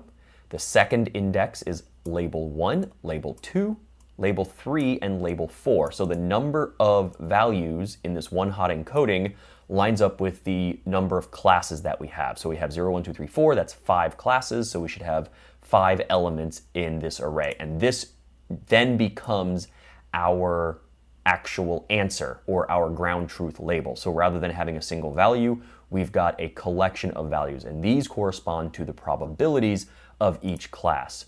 So label 1, which was our capacitor because alphabetical order, rather than being the number 1 or number 2 as being the output to the array, becomes the index for the highest probability number. And because we know that this instance of a capacitor is label 1, the second, or index 1 element of this array should be probability 1. It's guaranteed to be a capacitor. And then all the other probabilities should be set to 0. So it's 0 probability that it's the background, 100% probability that it's a capacitor, 0 probability that it's a diode, 0 that it's an LED, and 0 that it's a resistor. And you can see how this works for another example. So let's take 4, which we know should be the resistor. That will be 0 probability for everything else and 100% probability that it is the resistor. These are the answers that are used to train the network. We don't expect to get 0, 1, 0, 0, 0, for example, coming out of the network during inference, because it's going to give us a list of probabilities that come from the softmax layer when we are done with inference. And you will see that when we go to perform inference on an unseen validation or test set sample. Once again, let's see if I ran this cell. I did not, so we run this cell. And I left the answers in here so you can kind of get an expectation of what to look for, but you still need to run every cell, otherwise parts of it won't work. We then construct our Keras model. This is a fairly simple model. It consists of 64 nodes of a densely connected layer. We're using the ReLU activation. I did put dropout layers in here, which we looked at in the previous course, in the introduction course, followed by another layer of 64 nodes. Same thing, ReLU activation, 25% dropout. And then the final layer consists of the same number of nodes as we have classes. So for example, this is no longer 10 nodes. In fact, this is a typo in this. This would actually be 3, 4, 5 nodes, because that's the number of classes we have. And the softmax activation, where each node should output a number after going through the softmax function here that corresponds to the probability that the model believes the sample belongs to that class. That's why we have 5 nodes, 1 for each class. We then set some training settings here. The categorical cross entropy is generally used when you have more than one class. So we're not doing a binary classifier. So this would change if you do have a binary classifier. The atom optimizer is fairly common, and then we're going to record the accuracy metrics as we're training the model. We then print out a model summary, which I always like to do, and you can get an idea of the number of parameters that are in this model, which is based on the number of nodes, how those are interconnected, the input shape of your sample, and so on. The higher the parameters, the more computations you have to do. Then we train the model. This is where a lot of your hyperparameter tuning can come in, outside of course, playing with the size and shape of the network. Batch sizes adjust how fast things change. I'm just going to say 32 to start. You can also play with the number of epochs for training. Start with like 100 to 200, see how that does, and you'll be able to judge when you plot the accuracy of the validation set. Let's run this, and we wait for it to train. We don't have many training samples to work with, so this will be fairly quick. If you have a lot of training samples in your data set, this might take a little longer. When it's done, I always like to plot the training and validation loss as well as the accuracy. This just plots those for us and makes it all nice with blue and orange markers so we can see and look for overfitting and underfitting. When we plot those, we see that the model looks like it fits fairly nicely. There's a little bit of overfitting because the accuracy of the training data is a little better than the accuracy of the validation data. But it looks like it's good enough. Sitting at around 90% is kind of where it maxes out. That's not bad considering this is a densely connected neural network and we don't have a lot of training samples to work with. Then we can use Keras to predict a single label from our validation set, or feel free to do it with the test set, but you should really be using the validation set if you're still trying to tune hyperparameters and figuring out what kind of model works for your data. To do this, I'm going to pick an index into the validation set, just like we did earlier when plotting the individual images. We need to convert it to a two-dimensional array instead of a one-dimensional vector, because this is what Keras expects. So we actually just add a 0th dimension to a 2D array. It's really kind of odd, but then we feed that array consisting of our image data to our model. It's a parameter to model.predict. That's all we need to do to perform inference. We then find the index of the highest score. Remember how I said it's going to be printed out in an array of 5 elements corresponding to the probabilities of each label. So we just find the highest one, and then we output that prediction and print that versus the actual label, because we should know what the actual label of the validation sample is. So we run that. If you look across, here's the actual output of the model. It is 5 values corresponding to the probabilities of each class. So class 0 has a very low probability. Same with classes 2, 3, and 4. The highest probability has about 99.8%. That's how much the model believes that this sample belongs to the capacitor class. And sure enough, it is correct. The actual label is capacitor. And you could continue to do this for many of the samples or all of the samples in your validation set. Feel free to do that with some of the test set as well. And I'm just gonna, looks like we have a bunch of capacitors in a row. Here we go, background. Yes, this changes. The first element now changes to be the highest, and so on. Here's an actual miss. This is a false classification. It thinks it's a diode, but really it's a capacitor. And you can look here. So diode is 0, 1, 2. It's about 40% sure it's a diode. And it looks like it's about 16% sure that it's a capacitor. And this makes it about 35% sure it's the background. So it's struggling with this image. It really doesn't know. So you can see how it's not going to be perfect. And to explore that, we can actually print out a confusion matrix. And this just helps us print that out. It goes through all of the validation set and computes the confusion matrix. We've got the predicted labels across the top, actual labels down the bottom. You should see the largest number for each of the predicted and actual labels be in this diagonal, because that means it's predicting correctly. But it does have a few where it's not, and you can see some of these misclassifications off to the side here that are not part of, oops, that's not one, this is one, that these are not classified correctly. So that means the model is not completely accurate, but it's actually doing a pretty good job. We can use model.evaluate in Keras to get a accuracy, and I did this on the validation set. So this is another typo that I will make sure is corrected in the code. So I can run that validation loss, and then here's the accuracy. It's about 90% accurate on the validation set. And then I'm going to run this on the test set, because I would only use this up to this point to update my hyperparameters, play with the network, try to find something that's getting me better than, say, 90% accuracy. When I'm happy with that, I would then run it on the test set. As you can see, I'm using the test set here as opposed to the validation set, which should give me a little bit different number. It actually looks like it's better on the test set, about 94%. A lot of that is because I have a very small data set to work with. With larger numbers, hopefully these would be closer, but that's not necessarily always the case. You can have a model that starts to overfit to the validation set as well, so be careful with that.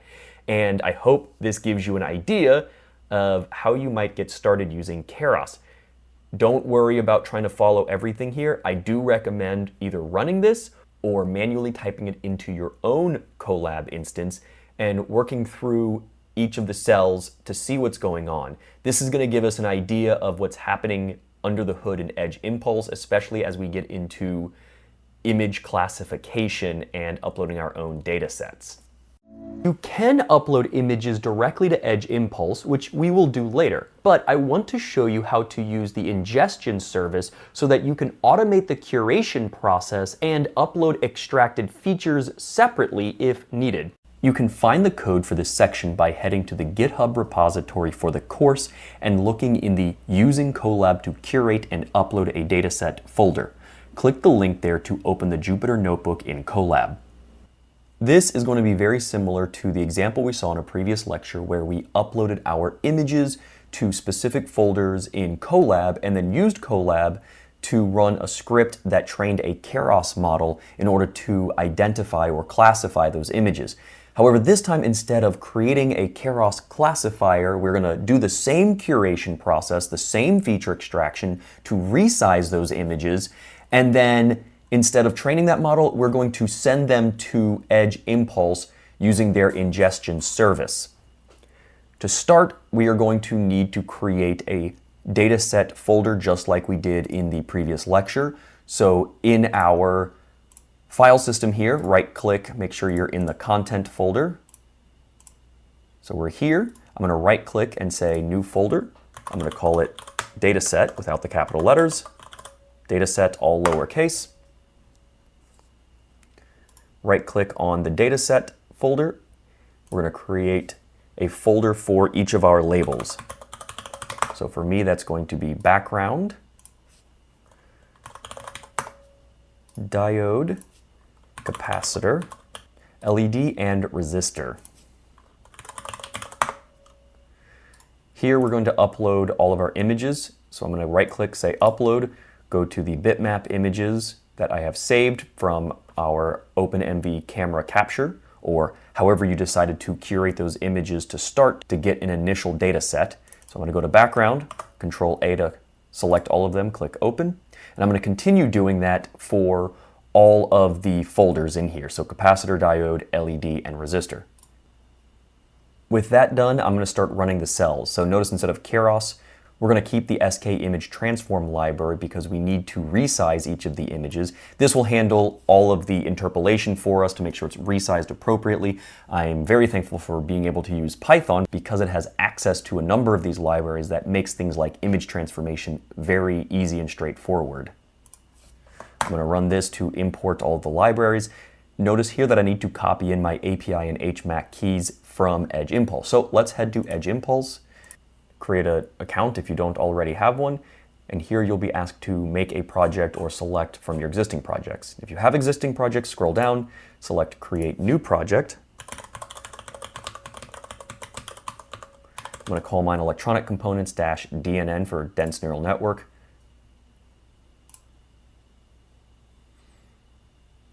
Click OK. Click X on the pop-up to close it out, and we should be at the dashboard. So in this dashboard, you're going to want to head to Keys. You're going to want to double-click on the key. Notice that it is going to actually copy the whole key, even though it looks like it's not copying the key. So copy that, head back to our Colab script, and paste that in. Notice it does paste in the whole script, and we're going to do the same thing for the HMAC key. We're going to need both of these in order to upload our samples to Edge Impulse. Most of the rest of this should look very familiar. It should point to the dataset folder that we just created in order to find all of the images that have been divided up into our labels. We have the target width and height. We're going to resize the images from 96 by 96 to 28 by 28, as smaller seems to work fine, and it saves on computational cycles for both training and inference. And we're also going to set aside 20% for test. Notice that we don't have a validation set, as Edge Impulse will automatically extract a validation set, I believe it's 20%, from the training set that we will upload. So leave out the validation set for doing this ingestion service.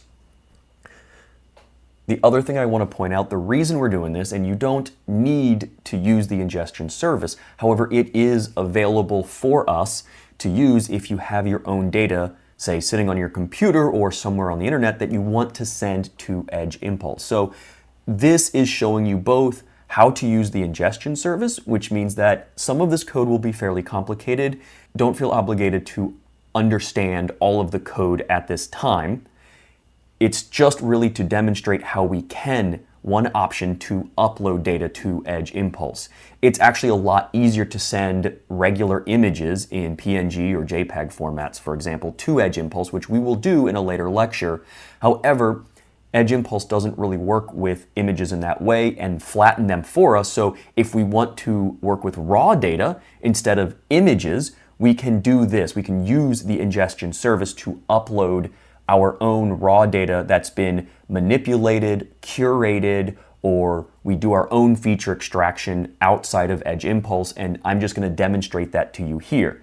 There's no need to copy my code, but if you want to see what's going on, feel free to run it, play with it, try writing your own, as the ingestion service can be extremely useful when you're working with your own data. That being said, let's continue. We will run this to do our settings. It looks like I accidentally typed an extra character here. That ran, looks good. This is divided up into a few sections, so this next part, these few cells should look very familiar from the previous lecture, where we are first going through each of the images, loading them using the pill library, and then converting that image data into a NumPy array. We are extracting the label that comes from the name of the folder in Colab. Notice that we are not going to convert that label to a number, which we had to do in the Keras example, because we're not going to be training the model directly here. This label is actually best in string format when it's uploaded to Edge Impulse, because that's going to display the strings for us, and it will handle converting those to numbers during the training process. After running this, I should get 50 images from each of my classes, because that's the number of images that I took for each label. It also has the labels in string format, which is great, 250 total images. Next, we are going to zip the samples and the labels together. We're going to shuffle them, and we're going to extract the test set, which is the first 20% of that shuffled set. The rest are going to become our training set, or will become the training set in Edge Impulse. Edge Impulse will divide that into validation and training sets for us, so we don't need to worry about doing that here. We should see that the number of test samples is 20% of everything, and the rest belong to the training samples. Let's go down to the next cell. I always like to view one of the training samples or more to get an idea of what I'm working with. For these images, it should be 0 to 255 grayscale values for each pixel, and this should be in a 96 by 96 array depending on how you took the images, whether it was with OpenMV, your cell phone, and crop them, and feel free to try out a different index to see what those images look like. I am just going to continue down here. This is a function that is essentially a wrapper for the resize function that will resize the image that is given to it, and we're just going to go through the list of everything in one of the data sets and resize them all to that desired width and height, which is going to be 28 by 28 for us. You can see I'm passing in these parameters here, that's 28 and 28. And we're going to do this for the training set and the test set. Then I'm going to view the same image, and it should look just like the same here, but it's been resized or scaled. Instead of 96 by 96, it is now 28 by 28. Also notice that this resize function that we saw earlier, that handles mapping the 0 to 255 grayscale values to the normalized 0 to 1 floating point value. So we don't need to worry about normalizing. That has already been done for us. Then we convert that list, which is a list of arrays, into one giant NumPy array. So instead of a list of 28 by 28 NumPy arrays, we now have one giant NumPy array where each of the image arrays has basically just been stacked on top of each other. And instead of a list of 200, we now have just one array that is 200 by 28 by 28. And the same thing for the test set, but with 50 samples instead.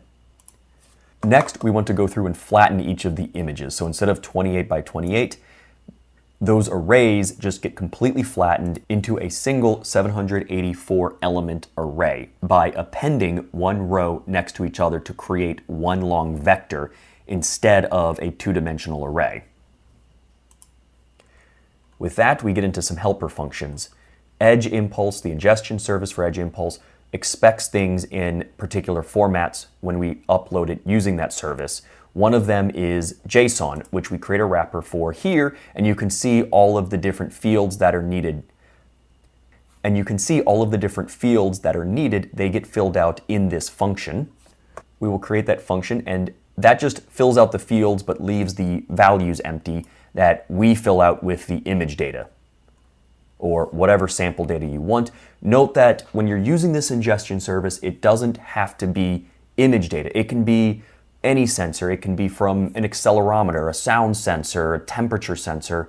The ingestion service is really agnostic to what kind of data it's being sent. We can send it floating point data, we can send it integer data. It's just numbers. You want to make sure that your samples have the same size. So if you're working with, say, two-dimensional arrays, they need to always be 28 by 28 for every sample. Or if you're working with one-dimensional vectors, if you have, say, 3-axis accelerometer data, your samples should always have 3 values in them because that's what the model is going to expect, especially when we train it from edge impulse. You want to make sure that all of your samples have the same size and shape.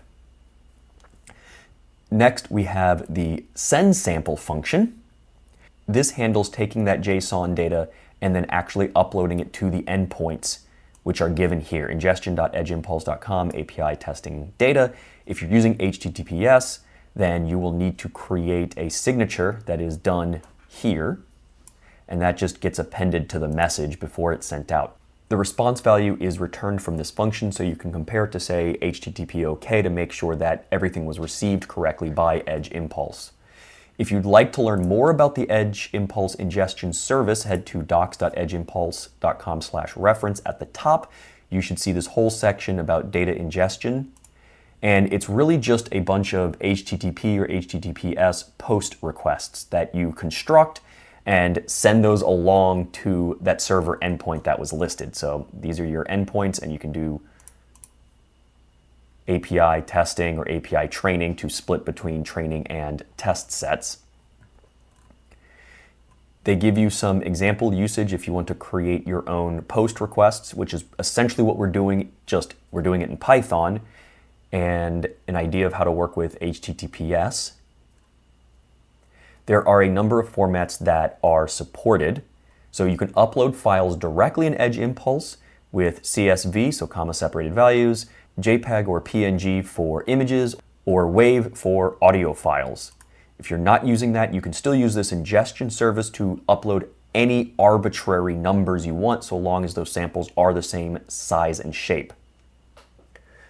You can encode the data in CBOR or JSON, and they give you examples of the fields you need to fill out.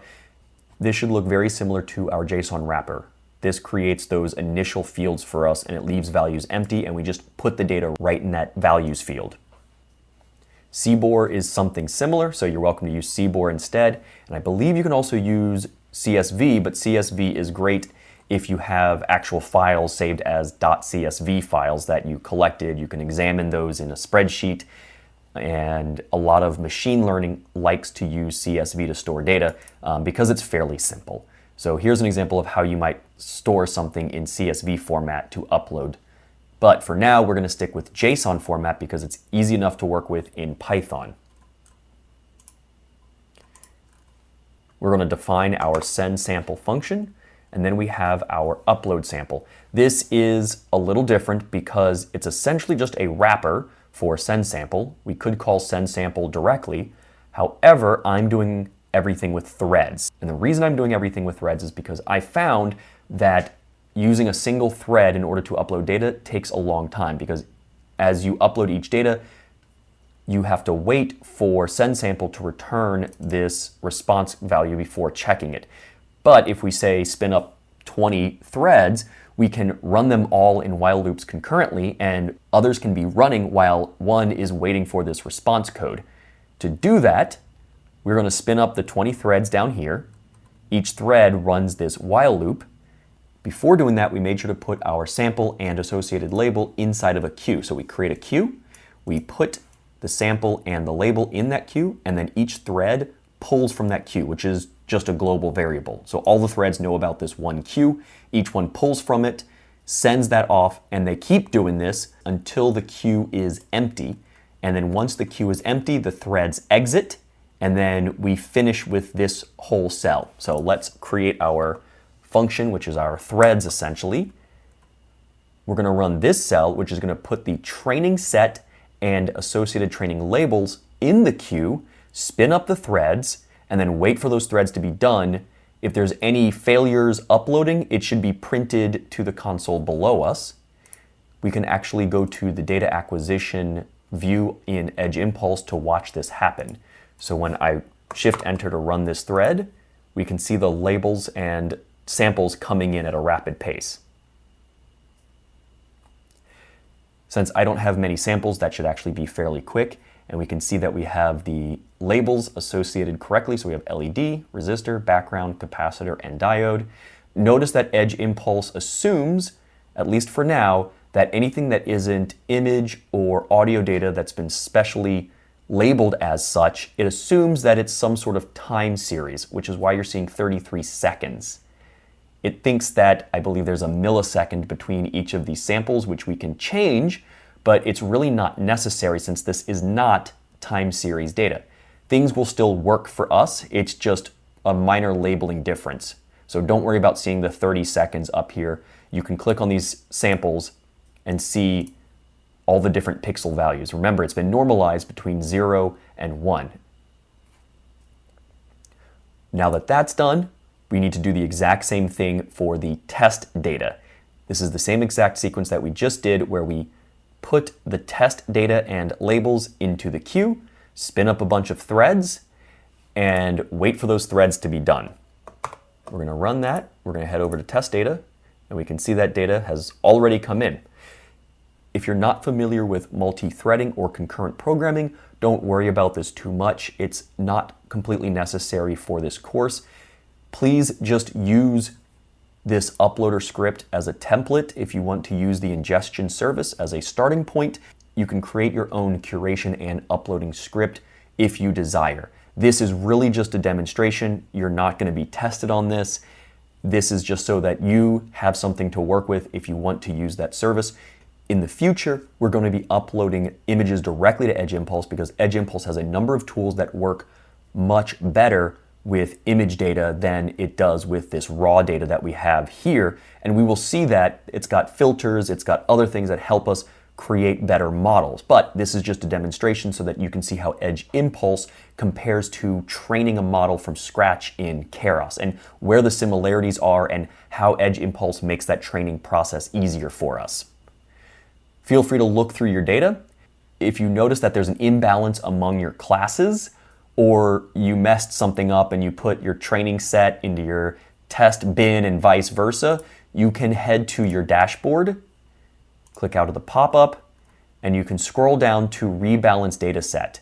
This will attempt to rebalance the training and test set so that you have about 20% in your test set. So remember that this button is here if you mess something up where one of the samples gets put into the wrong bin. But with that, we are ready to go into training, which we will do in a future lecture. In a previous lecture, I showed you how to create a simple dense neural network in Keras and then train it as an image classifier. Now that we have uploaded raw image data to Edge Impulse, we're going to use it to train a very similar dense neural network and see how that training process compares. In Edge Impulse, you want to make sure that you have your data uploaded to the data acquisition view. You can go through and make sure that the classes are correct. You've got samples in each of the classes for training data, and if you go to test data, you've got samples in there that you can test with as well. We uploaded all of this from a Colab script, and note that we've flattened all of these images. So rather than a two-dimensional image, we've got a one-dimensional vector where each value corresponds to one of the pixels. It's just been flattened out to one vector right now. These values should be between 0 and 1 since our Colab script normalized those values for us, and you should have a total of 784 values for this vector, assuming you're working with a 28 by 28 resolution photo for each of your samples. From here, we want to go to Impulse Design, and an Impulse in Edge Impulse is our pipeline. It's incoming data. We transform it in some way during processing. This is to extract the features, and then we create a learning block, which is the actual machine learning model that we will train. I pointed out earlier in a previous lecture that Edge Impulse considers any non-two-dimensional data or data that's been labeled as something other than raw.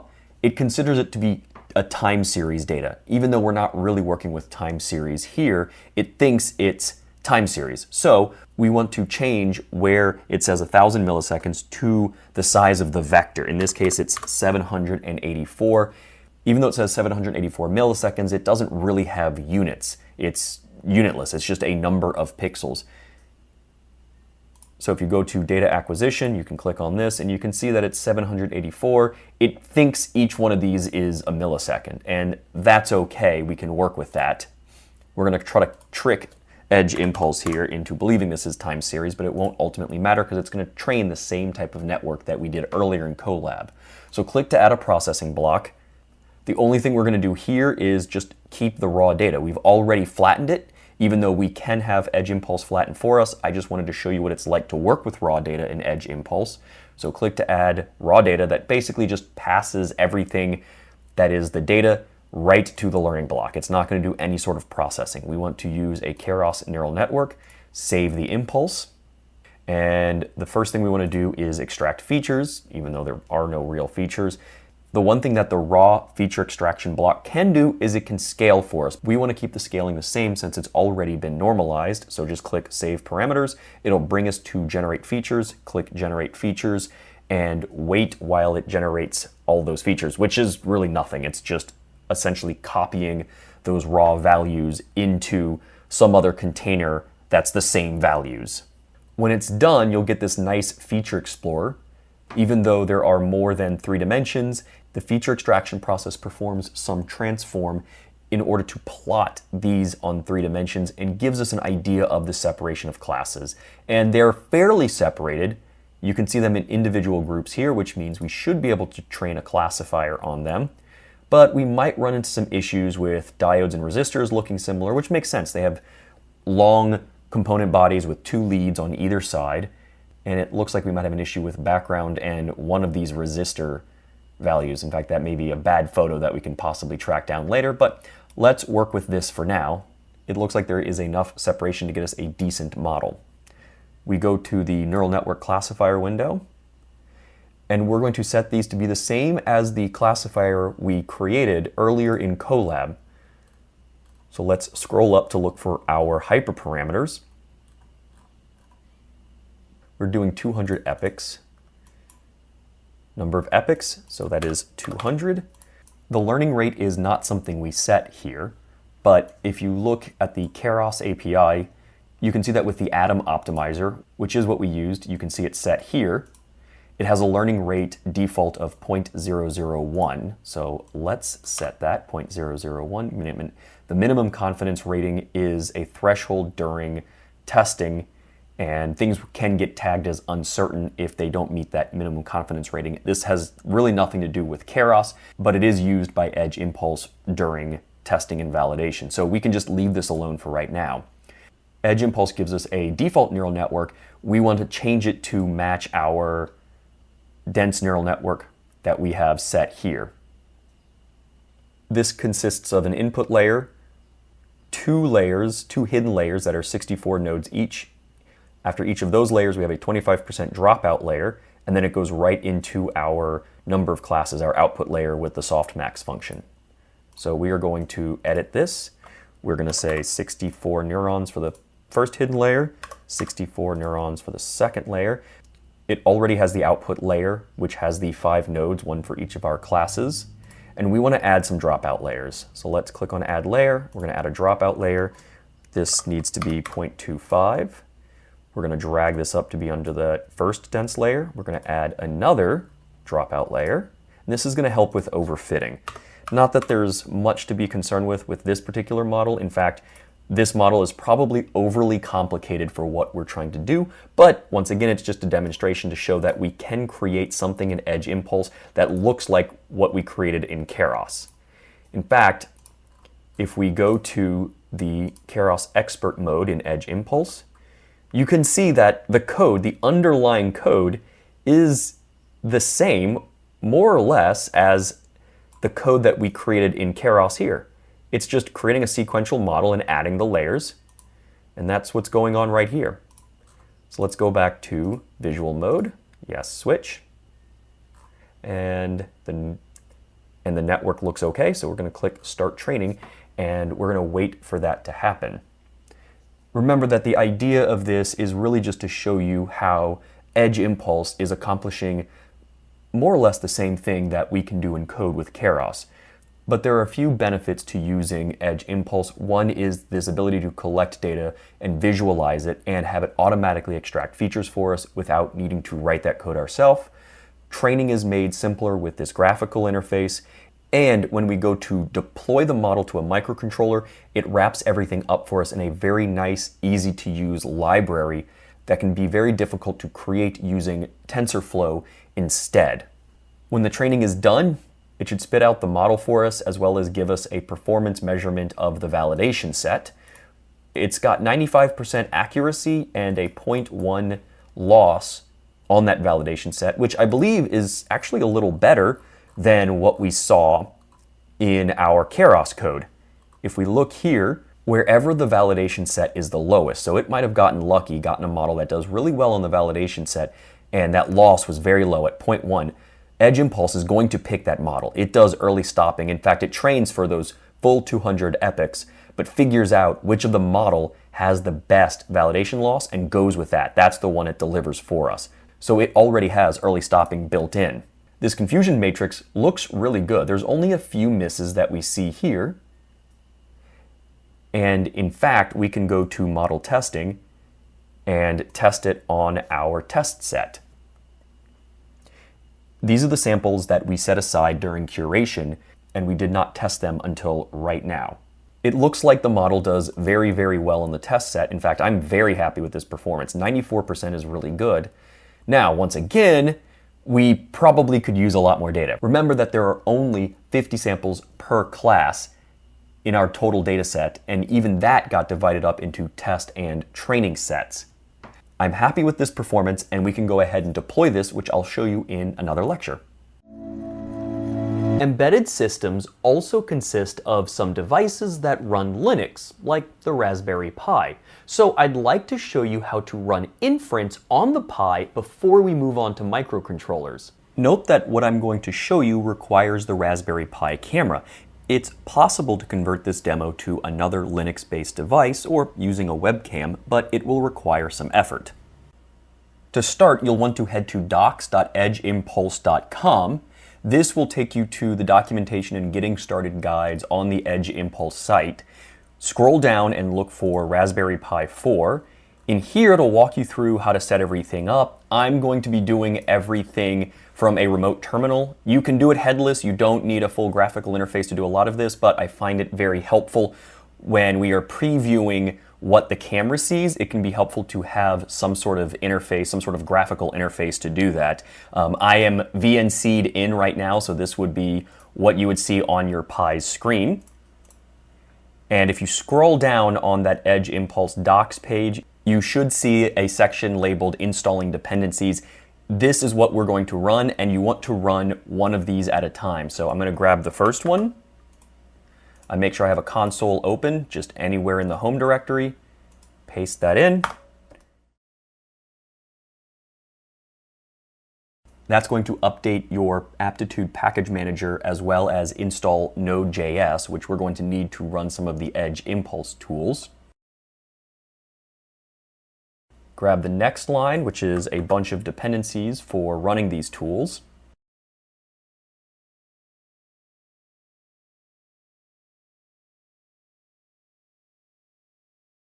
And then we're going to use npm to install the Edge Impulse Linux tools.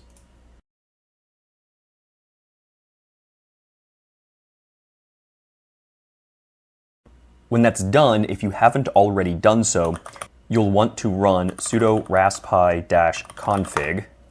You probably would have run this when you were setting up your Raspberry Pi to begin, to do things like connecting to a network, changing your password, and unlocking any sort of interfacing options. If you have not done this, go into interfacing options, go to camera, and when asked if you'd like to enable the camera interface, say yes. Note that you will probably have to reboot your Pi when this is done and you say finish. And also note that this is for the Raspberry Pi camera only. If you are using something like a webcam, that's going to be a different process. The reason I'm not going to show webcams is because I can't control all of the drivers and things that go into making any webcam work on Linux. I could probably verify for one, whereas I know that the PiCam is a known good thing that will actually work for these demos. So you might be able to get a webcam working, but I'm going to show everything through the PiCam, and I probably won't be able to help you with webcam because webcams and Linux drivers can be iffy. So I'd recommend using the Pi camera if you're working with a Raspberry Pi. The next thing we want to do is install the Python SDK for Edge Impulse tools on Linux. So if you scroll down, you'll see a link to the Linux SDK. There's one for Python, so let's click on that. And there's some instructions on installing dependencies for the Raspberry Pi. The SDK allows us to write code using Edge Impulse libraries. What we just installed was a collection of Edge Impulse tools that allow us to do things like connect to our project across the internet and download the trained model. So we actually need both in order to work on the Raspberry Pi. To start, we're going to grab this group of dependencies. We're going to copy those, and we're going to run those in our console. Say yes if you're asked to install anything. When that's done, run the pip installer for the Edge Impulse Linux SDK.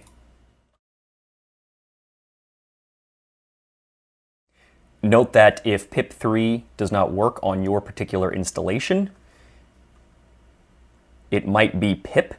So you might have to replace pip with something like python-m pip install edge impulse linux-i, and then that address, that HTTPS address earlier. That's if pip3 doesn't work, but it looks like it is working for me. Finally, I believe OpenCV does come with one of these packages, but just to be sure, I'm going to install it. So I'm going to call python-m pip install OpenCV-Python. That's already been installed on my machine. It should be similar for you. If not, that way you guarantee you get OpenCV. OpenCV is a computer vision library that has a number of languages that support it, including Python. We're going to need it to do some basic image manipulation, but it can do a whole lot more than that. Now that we have all of our dependencies installed, we can go ahead and download our trained model file and create an inference program using Python and the Edge Impulse SDK for Python. When working on a Raspberry Pi, I like to keep everything inside of a projects folder in my home directory. So if you don't have one already, you can go ahead and make your projects. It already exists for me, so I'm just going to go in there. Inside of that, I'm going to make a directory called electronic components DNN for dense neural network. That's where I'm going to keep this particular project, and I'm going to go into that directory. From there, we're going to run the Edge Impulse Linux runner tool. This is going to allow us to download our trained model file. I recommend for this step using -- clean argument, as that allows us to reconnect to Edge Impulse to our account and pick a new project every time. Without it, you're going to be connected always to a particular project, which is great if you're trying to make this as part of a pipeline for your machine learning project or end product. But since we're just working with these one-off projects at the moment, I recommend using -- clean. And -- clean is also a way to reconnect if you somehow drop connection or you're on a different account. We're going to use -- download to tell it to download the model file associated with a particular project, and we need to give it a name. In this case, I'm going to call it modelfile.eim, and that's going to download it in the current directory. From here, it's going to ask you to sign into your account, and then it's going to ask you to pick your project. As you can tell, I have a lot of projects that I've worked with. I'm looking for electronic components DNN. That's the one where we train the model on the electronic component images. And we're using a basic dense neural network for that. If you do an ls, you should see a .eim model file stored in that local directory. Note that this model file is not just your model. It also contains the DSP code, the feature extraction, and a number of optimizations, but it should work on most Linux distributions, which makes it really good for single board computers. I'm going to show you code in another editor, so hopefully it's a little bit cleaner on your screen or monitor so that you can see what I'm entering. But don't worry, this is being saved to my Raspberry Pi. You can see it's going to projects, electronic components, DNN static features, test.py. One of the things I like to do before just throwing raw images from a camera into the model to perform inference, I like to test from known good features and compare it to how the model performed in wherever we trained it. In this case, it would be Edge Impulse. So I'm going to go into Edge Impulse. I'm going to log in. Once logged in, I'm going to go to my electronic components DNN project, the one that we created earlier. And I'm going to go to model testing. This is my test set and all the components or images of components in the test set. And I'm going to pick one, say capacitor. And this successfully classified it as a capacitor. And I can say show classification. It will perform classification on the server and give me the output. In this case, it's showing me that 0% background, 98% capacitor, and so on. This is the output of the model that I'm looking for. The probability is that it belongs to each of the classes, not just that it thinks it's a capacitor. What I care about are these numbers. And Edge Impulse gives us raw features. These are the things that are going into the model, which is what we want to copy. This should look very much like our pixel values, just normalized to be between 0 and 1. I'm going to click copy to get all of them. And we can start creating our code. At the top, I'm going to import OS time. I'm also going to import the Edge Impulse Linux runner. The Impulse runner module is what we need from the SDK. And we're going to point it to the location of our model file. Feel free to make these parameters or whatever for your own program, but to keep things simple, I'm going to do it just as global variables in this script. This name should line up with the model file that we just downloaded. And here we are going to copy in our features. So I'm just going to paste in our features. Yes, it looks really nasty. You could put this in a different file and read in the file if you want to. But once again, to keep this simple, I'm just going to make it one long variable here. Next, I like to print something to the console just to let me know that it's working. We're only going to be performing inference once, just to make sure that this input of features outputs those exact probabilities or something close to what we saw in Edge Impulse. You'll notice that the Impulse Runner module will attempt to load files from wherever this module is stored on the file system. We want it to load the modelfile.eim that is relative to this particular program. So we have to call these os.path functions in order to make that happen, so that the module knows where to look when trying to find that model file.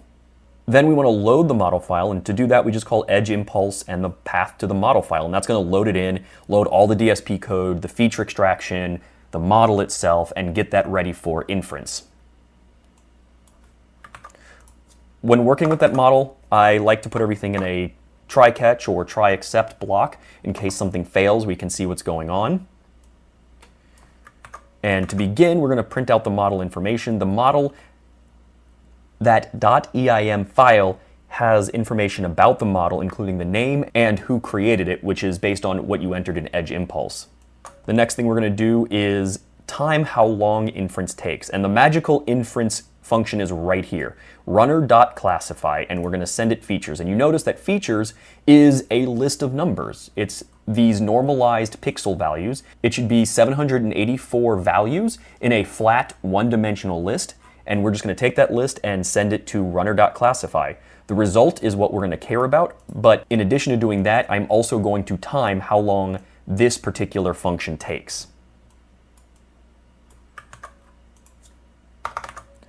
Next up, we're going to display the predictions.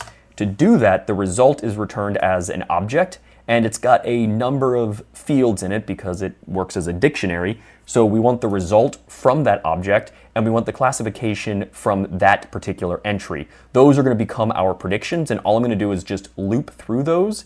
The labels are stored in the predictions themselves, so we don't need to worry about keeping a list somewhere. It's going to first print the key, and then the value of that key for each of the predictions, which should be the label and then the probability. Next up, I'm going to print out how long it took to perform that inference. And remember, it's not any of the manipulations of the data before then, it's just this function.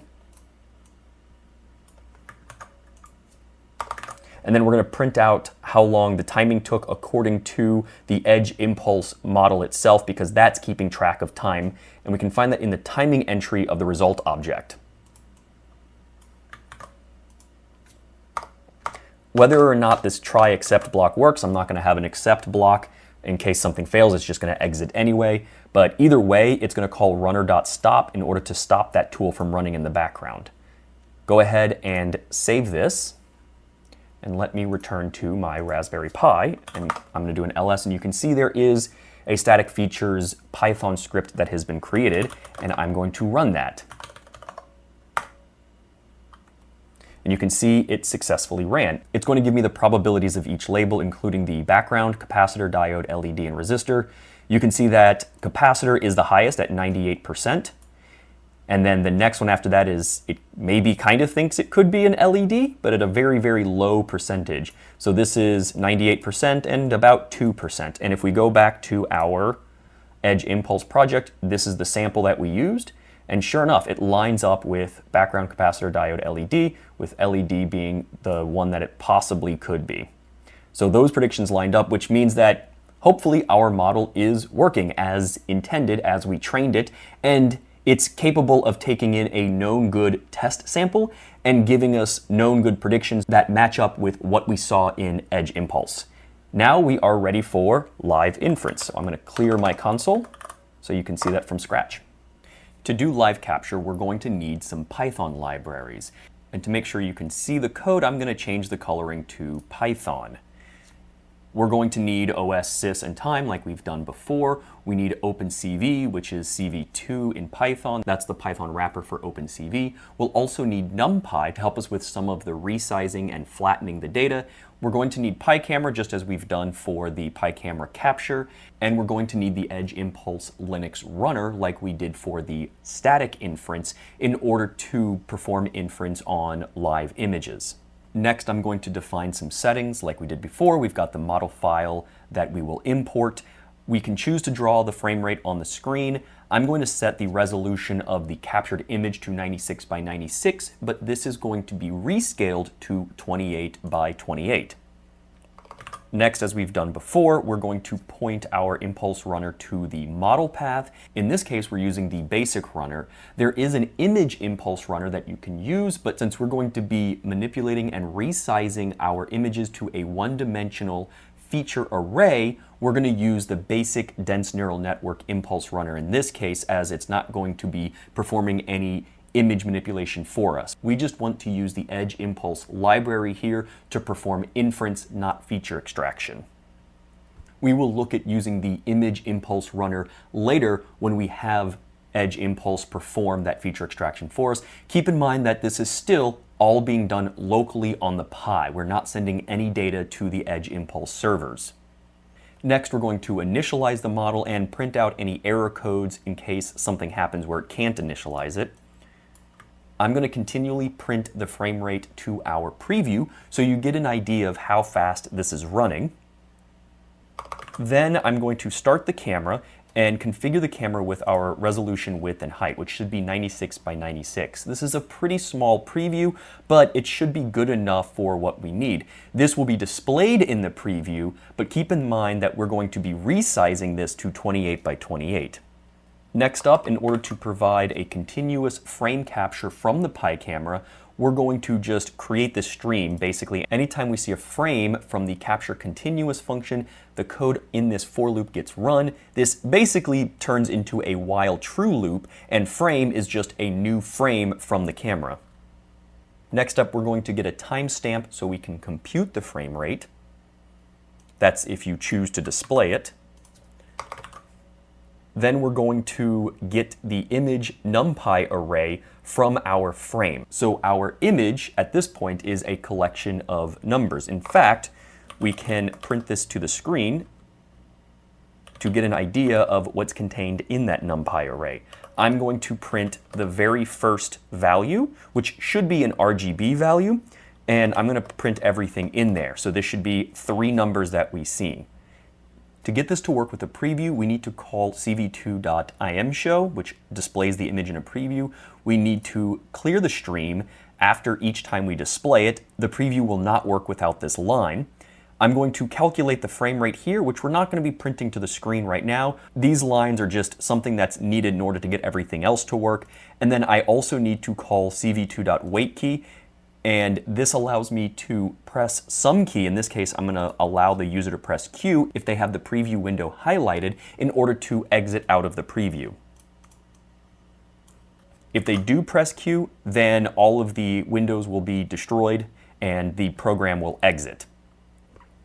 You can also push Control-C on the command line that's running this script in order to exit. So you have both options. Note that if you just try to click close on the preview window, it will close the preview window and a new one will open as we've not exited this for loop. Let's save this on our Pi. I have my Pi mapped to a network location. I'm going to go into projects, my components dense neural network, and I'm going to save it as DNN Live Inference Pi Camera. Since that was the first one I was working with, I'm going to overwrite that. Say yes, and let's look on our Pi. On my Pi, I'm going to go into my projects directory, and then I'm going to go into my electronic components DNN for the dense neural network project. From there, I'm going to run the script that I just made, which is DNN Live Inference for the Pi camera.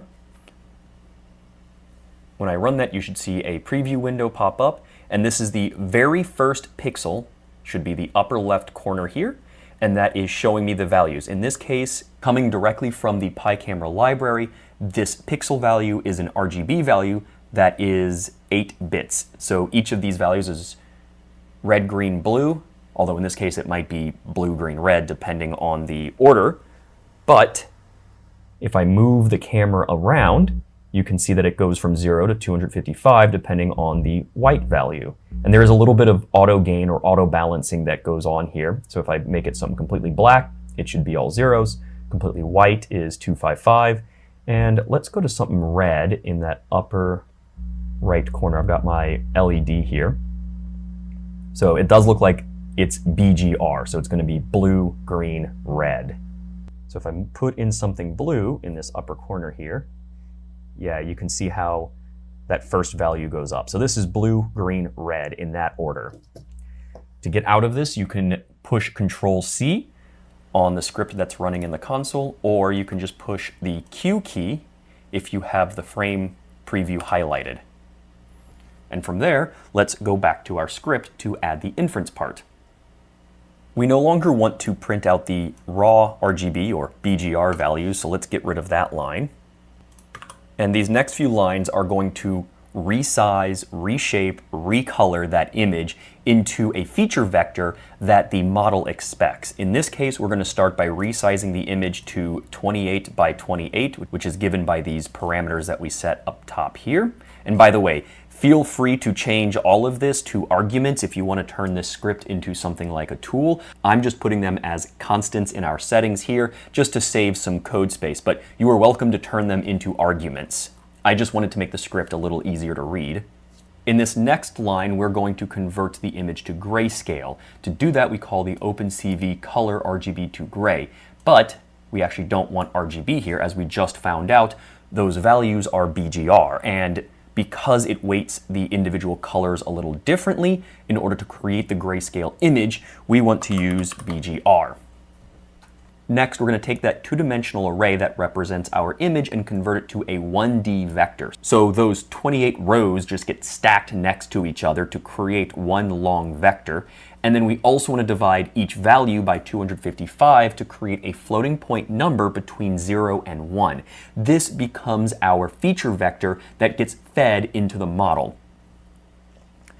Note that edge impulse doesn't work exactly with a NumPy array. It wants to use the numbers in list format, so we have to convert them to a list in order to feed them to the edge impulse model. From there, we're going to perform inference. All we need to do is call our runner.classify and then send it the features, which is just a list containing our grayscale values in floating point format between 0 and 1. If this fails for some reason, I'm going to print out an exception so that we can see what's going on, and then I'm going to display the raw result. This will help you see what's going on so that we can extract the correct values. Let's save this and go back to our Pi. We'll run it again, and we should see a direct output from our inference. I'm going to stop this so we can read it. Let's scroll up, and you can see one of the outputs here. This is very much like a JSON format or a Python dictionary that allows us to index into it using these keys. For example, we can just call result in order to get this key, and then classification to get the set of keys here, and then we can call our label to get the value of that label. In this case, since our camera was looking at the background, I expect to see the background confidence score or the probability be close to 1, which is what we saw here.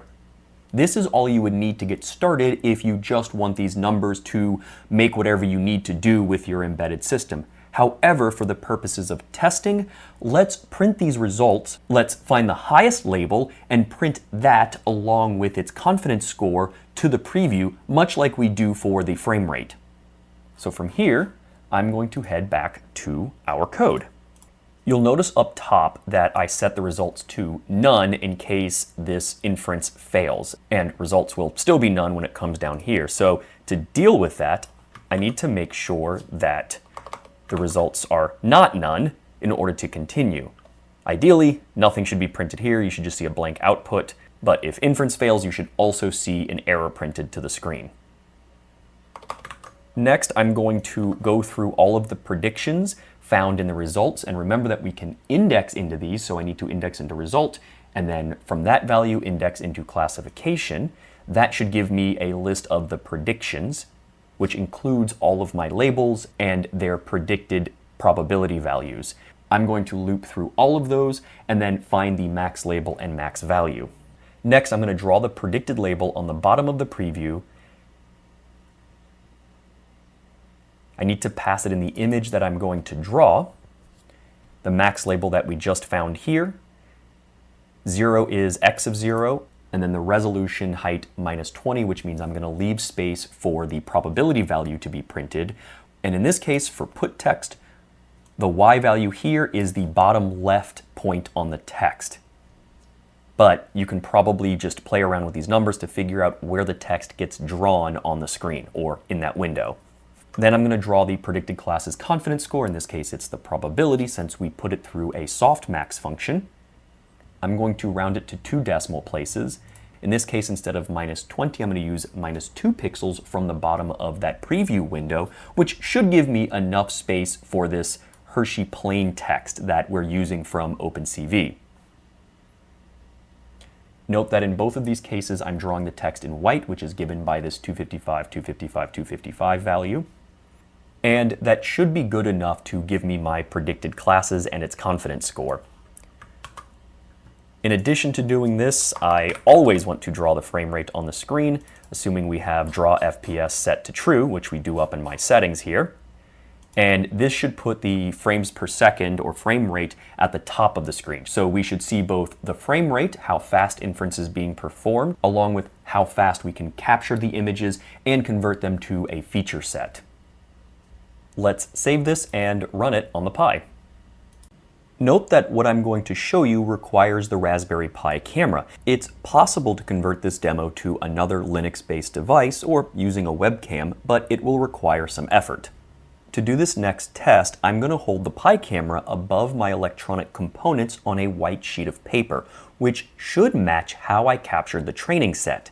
Note that lighting can matter, so I have a desk lamp shining light onto the components. When we run this again, you should see the preview window show up. In addition to the frames per second, you should see the highest predicted label shown at the bottom, along with its prediction score. And this is ideally the probability of that class versus the others. So now I'm going to move the camera around. And the white background should auto gain balance to something more grayish, so you can hopefully continue to read those values. And if you notice here, I've got a diode. I'm going to bring it close to my diode, and it should predict it. However, it does confuse it with a resistor, but if I hold it in the exact right spot, it thinks it's a diode. And if I move it around, it confuses it with the background or another resistor, which means the dense neural network is giving a lot of weight to certain pixel values. Probably something in the center, as you see when I move the diode off-center. It thinks it's background, and at certain distances or certain positions, it confuses it with a resistor or even a capacitor. The other thing to note here is if you have bad lighting, sometimes that can affect things. I have a lamp shining on my components here, so you can see I turn the lamp on and off. However, the auto gain of the Pi camera does adjust, and it still allows it to mostly work. I'm going to leave this light on. I'm going to move it to my next component, which is my LED. You can see here it does a good job of seeing that it's an LED. However, if I turn it off axis, it confuses it with a capacitor. or if I move too far away. So your components need to have a particular lighting, they need to be a certain distance from the camera, and a certain orientation in the frame. This is very hard to control for with the data set and the neural network that we're using in this example. Here is a resistor. I need to move my page around a little bit. And in fact, my network struggles a bit with the resistor. It thinks it's a capacitor in a lot of cases, and it really confuses it for a diode, depending on how I have it positioned. It really struggles with this. I can't even find a good position for it to detect it. And then if we move to capacitor, it has no problem detecting the capacitor. I think it's because it's such a unique shape that the pixel values in certain areas mean certain things that the neural network picks up on. But it struggles with this resistor. It confuses resistors and diodes just because the leads are coming out on either side. There we go. It thinks the diode is a resistor when it's over to the left side. And when this is over to the left side, it struggles. It still really struggles. And this might be an issue with I need to focus my camera a little better. But I can probably find a very particular position where the resistor is in the frame and it thinks it's a resistor. As I mentioned, it's looking for very particular pixel values in certain spots, so it's not really good at detecting overall shapes. It's really bad at generalizing beyond our training set, even if we use something like data augmentation, which makes dense neural networks not a great fit for doing image classification on live data, as you can see by this example I'm showing here. In the next section, we'll get into creating better models for image recognition. I showed you how to perform inference with a trained model on a Raspberry Pi. We're going to take that knowledge and apply it to a microcontroller. We'll continue to use MicroPython as it's easy to see what's going on. While the model might fit onto the flash memory of the OpenMV cam, I recommend using an SD card as it has a lot more space to work with. This will hopefully guarantee that the model and code all fits. The OpenMV cam will enumerate the SD card on our computer so we can just write files directly to it. Make sure you've removed any images you have saved on there from the previous capture step. For what we're going to be doing, there is no real edge impulse library that we can just port directly to our OpenMV camera. And that's because we did a dense neural network and there's no convolutional side of that. So Edge Impulse doesn't directly support this, but we're going to make it work as a demonstration to show how you can perform inference with a dense neural network for images. So sign in, go to your project. You can click out of the data selection pop-up. And what we're actually looking for is the trained model file that's on the dashboard. We have a few options here. All of them are the TensorFlow Lite model files that we're going to use. Even though we trained the model to work with floating point numbers, the OpenMV library that we're going to use to feed this network is expecting 8-bit quantized values as the input. As a result, we actually want to download the TensorFlow Lite model that has been quantized to 8 bits. So click the download button there. And one thing I like to do is use a program like netron.app. We can open the model file, find where you downloaded it, click to open it, and Netron lets us view the model. Here we can click on the individual layers and it will tell us what the inputs and outputs are and how some of the things are connected. Our input needs to be one long vector, 784 elements, of 8-bit values. And even though it gives us a formula here for that quantization, we're gonna feed it 0 to 255 values and kind of hope it works for our demonstration purposes. If we were really doing due diligence here, we would make sure that this quantization works going from our floating point pixel values to the correct grayscale mapping. But since it can only be 0 to 255 anyway, we're gonna kind of hope that this works. Feel free to click on the other layers to see how things are connected. Ideally, this model has been fully quantized, which means even the parameters themselves are quantized to 8 bits to make the math a lot faster on hardware that does not support floating point operations. It looks like the output is also fully quantized, so we may have to convert that to floating point numbers to get our probabilities. Now that we have the model downloaded, We can go to our downloads, we can copy it, and we're going to go to our SD card where we keep our main. You want to delete everything else on here other than your main Python script, and we're going to paste in our model. I recommend giving it a name like trained.tflite. So .tflite is kind of the official tflite model file. You'll also see .lite. I've seen both of those. .lite seems to be the newer one, but either .tflite or .lite will work. We also want a labels file, and these are just your labels in alphabetical order, the same way that we presented them to Edge Impulse, separated by a new line. So we have background, capacitor, diode, LED, and resistor. So just save that file, and we should be good to go. And now we can write our program using MicroPython in OpenMV. Before running live inference using the camera, I like to check to make sure the model is working and performing as intended. We can copy the features from our project in Edge Impulse and then paste them into a script that will read them, send them to the model for inference, and output the probabilities. Those probabilities should match what Edge Impulse tells us it believes the probabilities are from, say, one of the test samples. To start, I'm going to delete all of the beginning code, and we're going to import the image, time, and TensorFlow libraries. Then we're going to use some settings here. The first is the location of the .tflite file. Make sure this matches up with what we saved on the SD card. So trained.tflite, and we also have labels.txt, which we're going to read for our labels. There's a constant we'll be using later on to set a grayscale instead of RGB values, and that is 2. So we're just going to set the image color to 2 to tell it to do grayscale.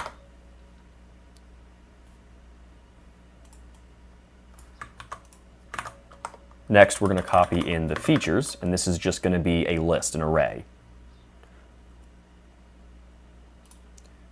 Go into your Edge Impulse project, go to Model Testing. We're going to look at one of the test samples, so let's take capacitor here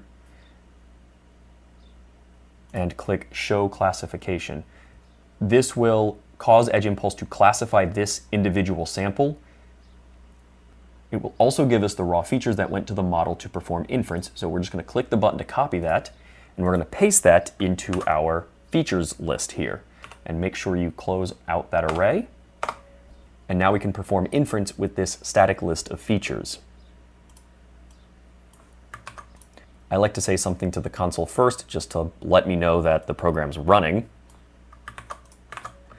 We're then going to strip the new line out of the text file that contains our labels, and we're going to convert them into a list that is stored in the labels variable. Next, we're going to create a blank image.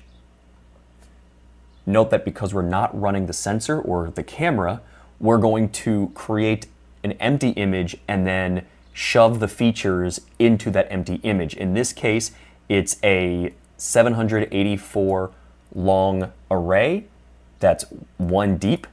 This is going to create a container for our features. This is a bit of a hack or a kludgy way to send features to the TensorFlow Lite model for inference, but this is how the OpenMV TensorFlow Lite library expects features to be fed to it in an image format like this. Next, we're going to fill those pixels in that empty image container with our feature set.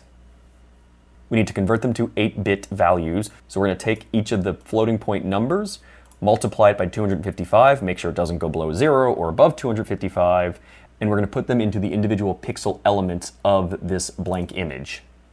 And I realize there's a bit of a bug in this demo here, so we're going to change it to pixel val to make sure that the pixel value is being constrained between 0 and 255. Next, we're going to run inference, and this is just by calling tf.classify. We're going to send it the model file, which is just the location of the .tflite file, as well as this image that now has our features in it. Note that the TensorFlow library in OpenMV gives us back a number of objects. The idea is to use this to look for a number of images or classify or detect images or objects in a larger image, and it would return to us a list of objects. However, we're only expecting one object to be returned, so we're just going to take that very first object and then grab the output, which should be our predictions containing the probabilities per label.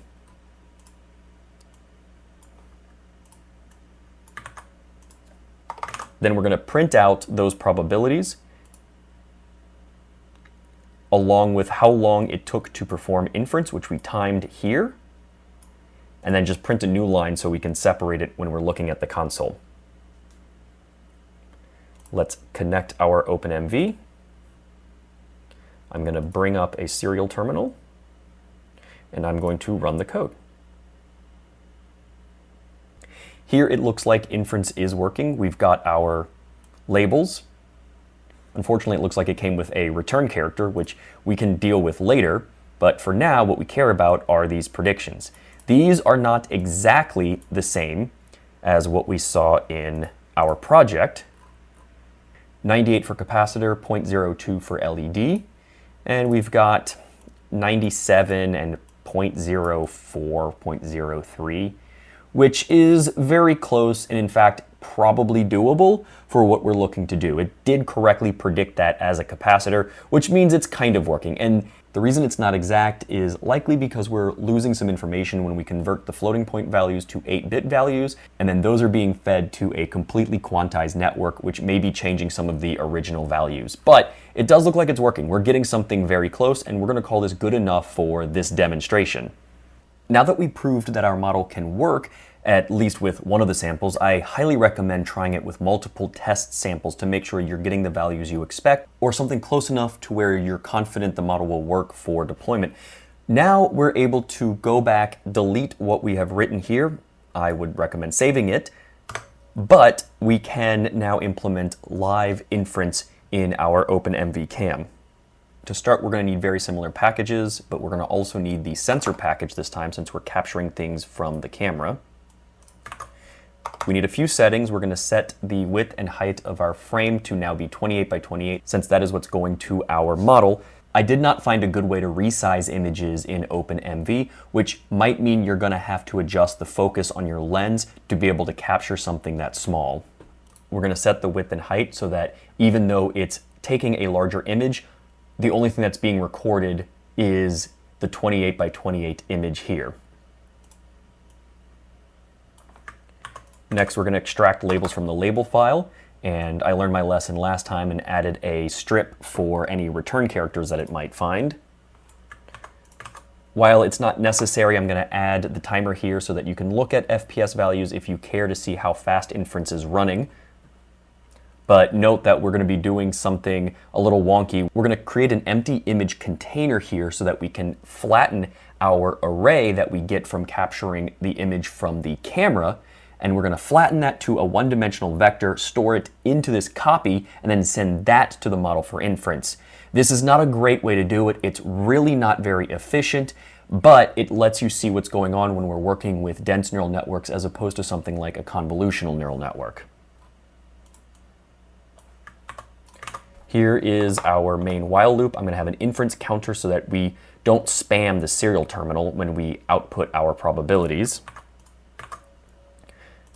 The tick timer is useful for measuring frames per second, so it's a good idea to update that if you plan to print out frames per second.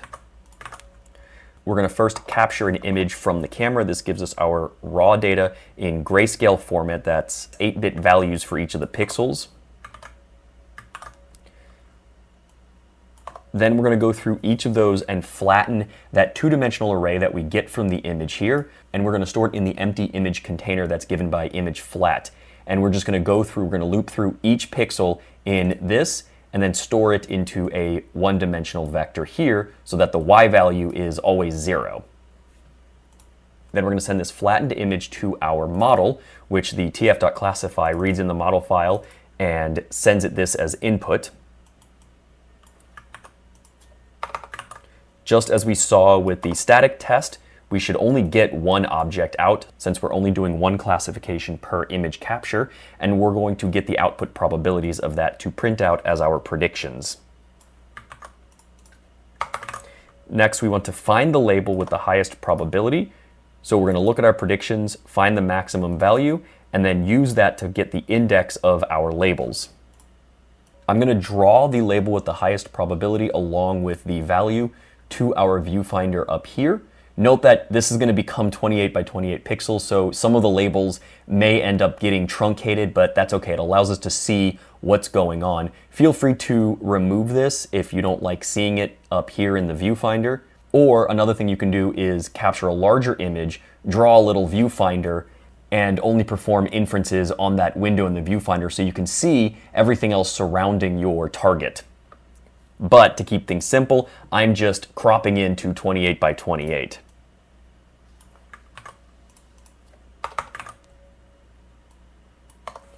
I want to print out all of the probabilities to the console, but I noticed that it streams by a little too quickly.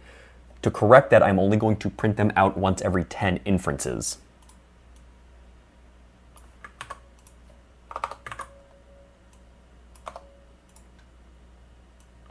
It's just going to be the label from the labels file along with its associated probability number.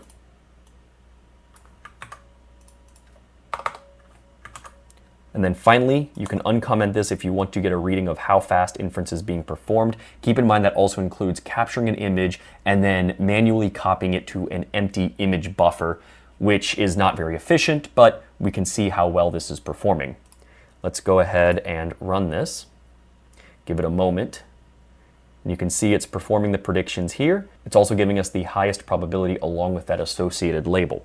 I'm going to take my camera and I'm going to point it at an electronic component, and you can kind of see it's not really great. It doesn't know what this is, and I can adjust my lens by twisting the lens cap to get a better focus for these 28 by 28 pixels. And if I hold it about here, you can see that it is showing capacitor, but if I move it around too much, it says diode, LED, it's not sure.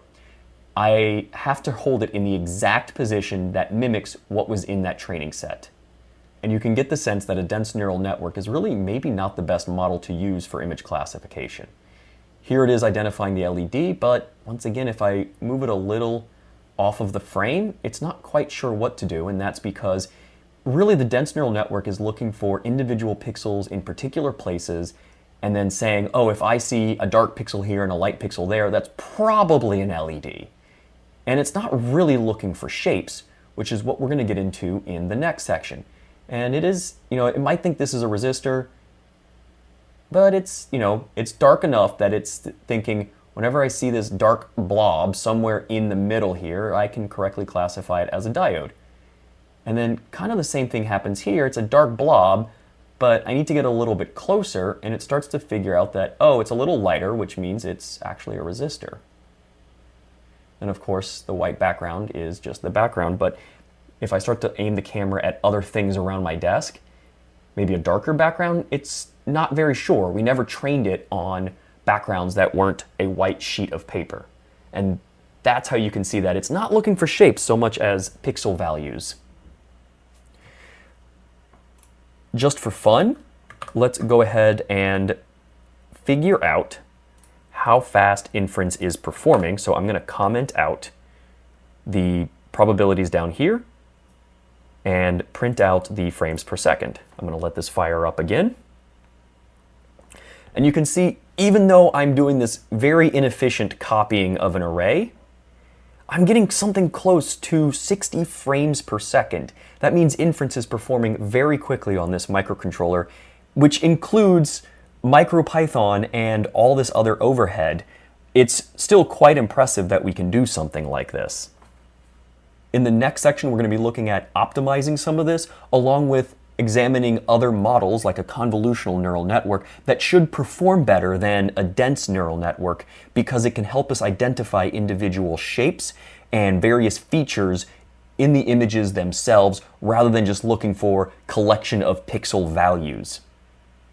Before we jump into more complex computer vision topics and neural networks, I'd like to take a moment and review what we covered in this module. We first looked at how digital images were made using an array of picture elements, or pixels.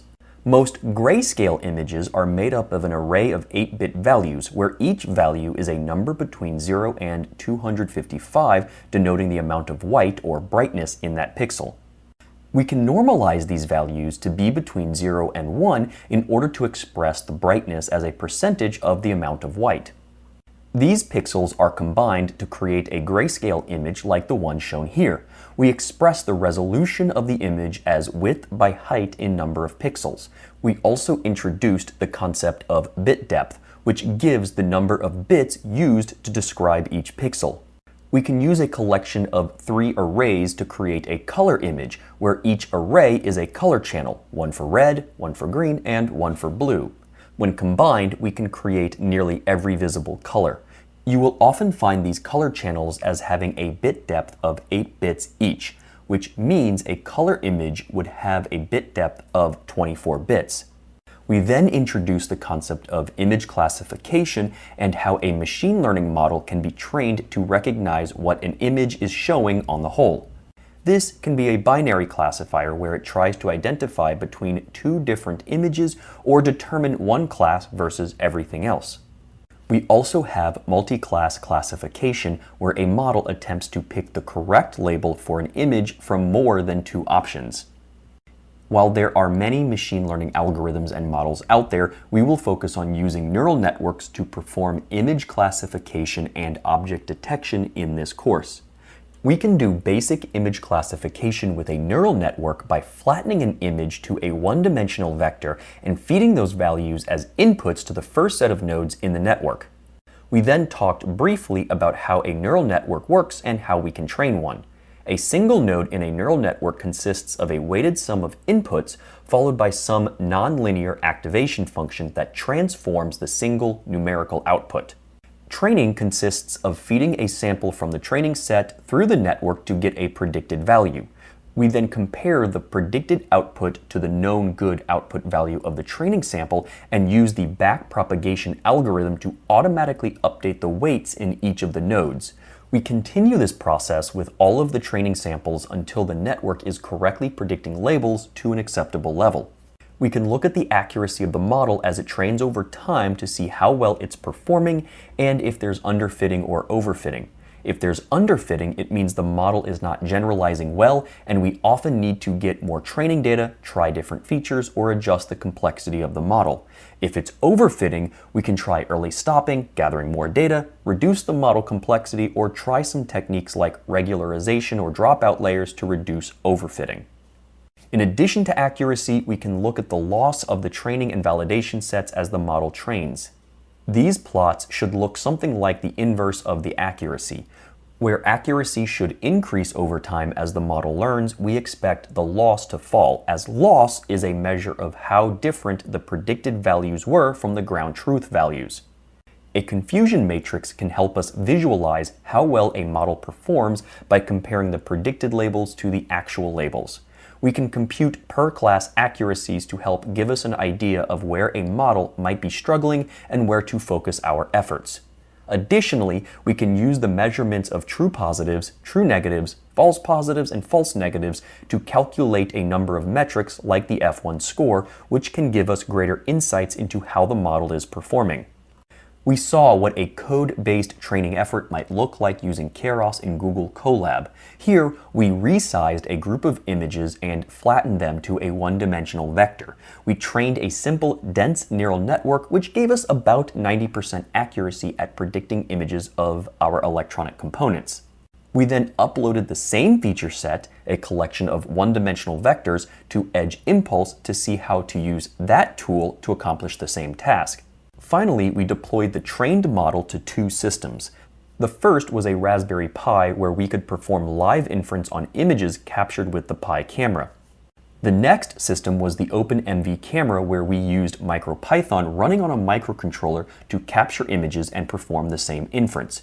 Output was a set of probabilities and a predicted class. We saw how a dense neural network was limited in its ability to predict classes from live data, as the objects had to have similar lighting, framing, distance, and focus as the training set. The network is looking for combinations of pixels to be certain values in order to make its predictions.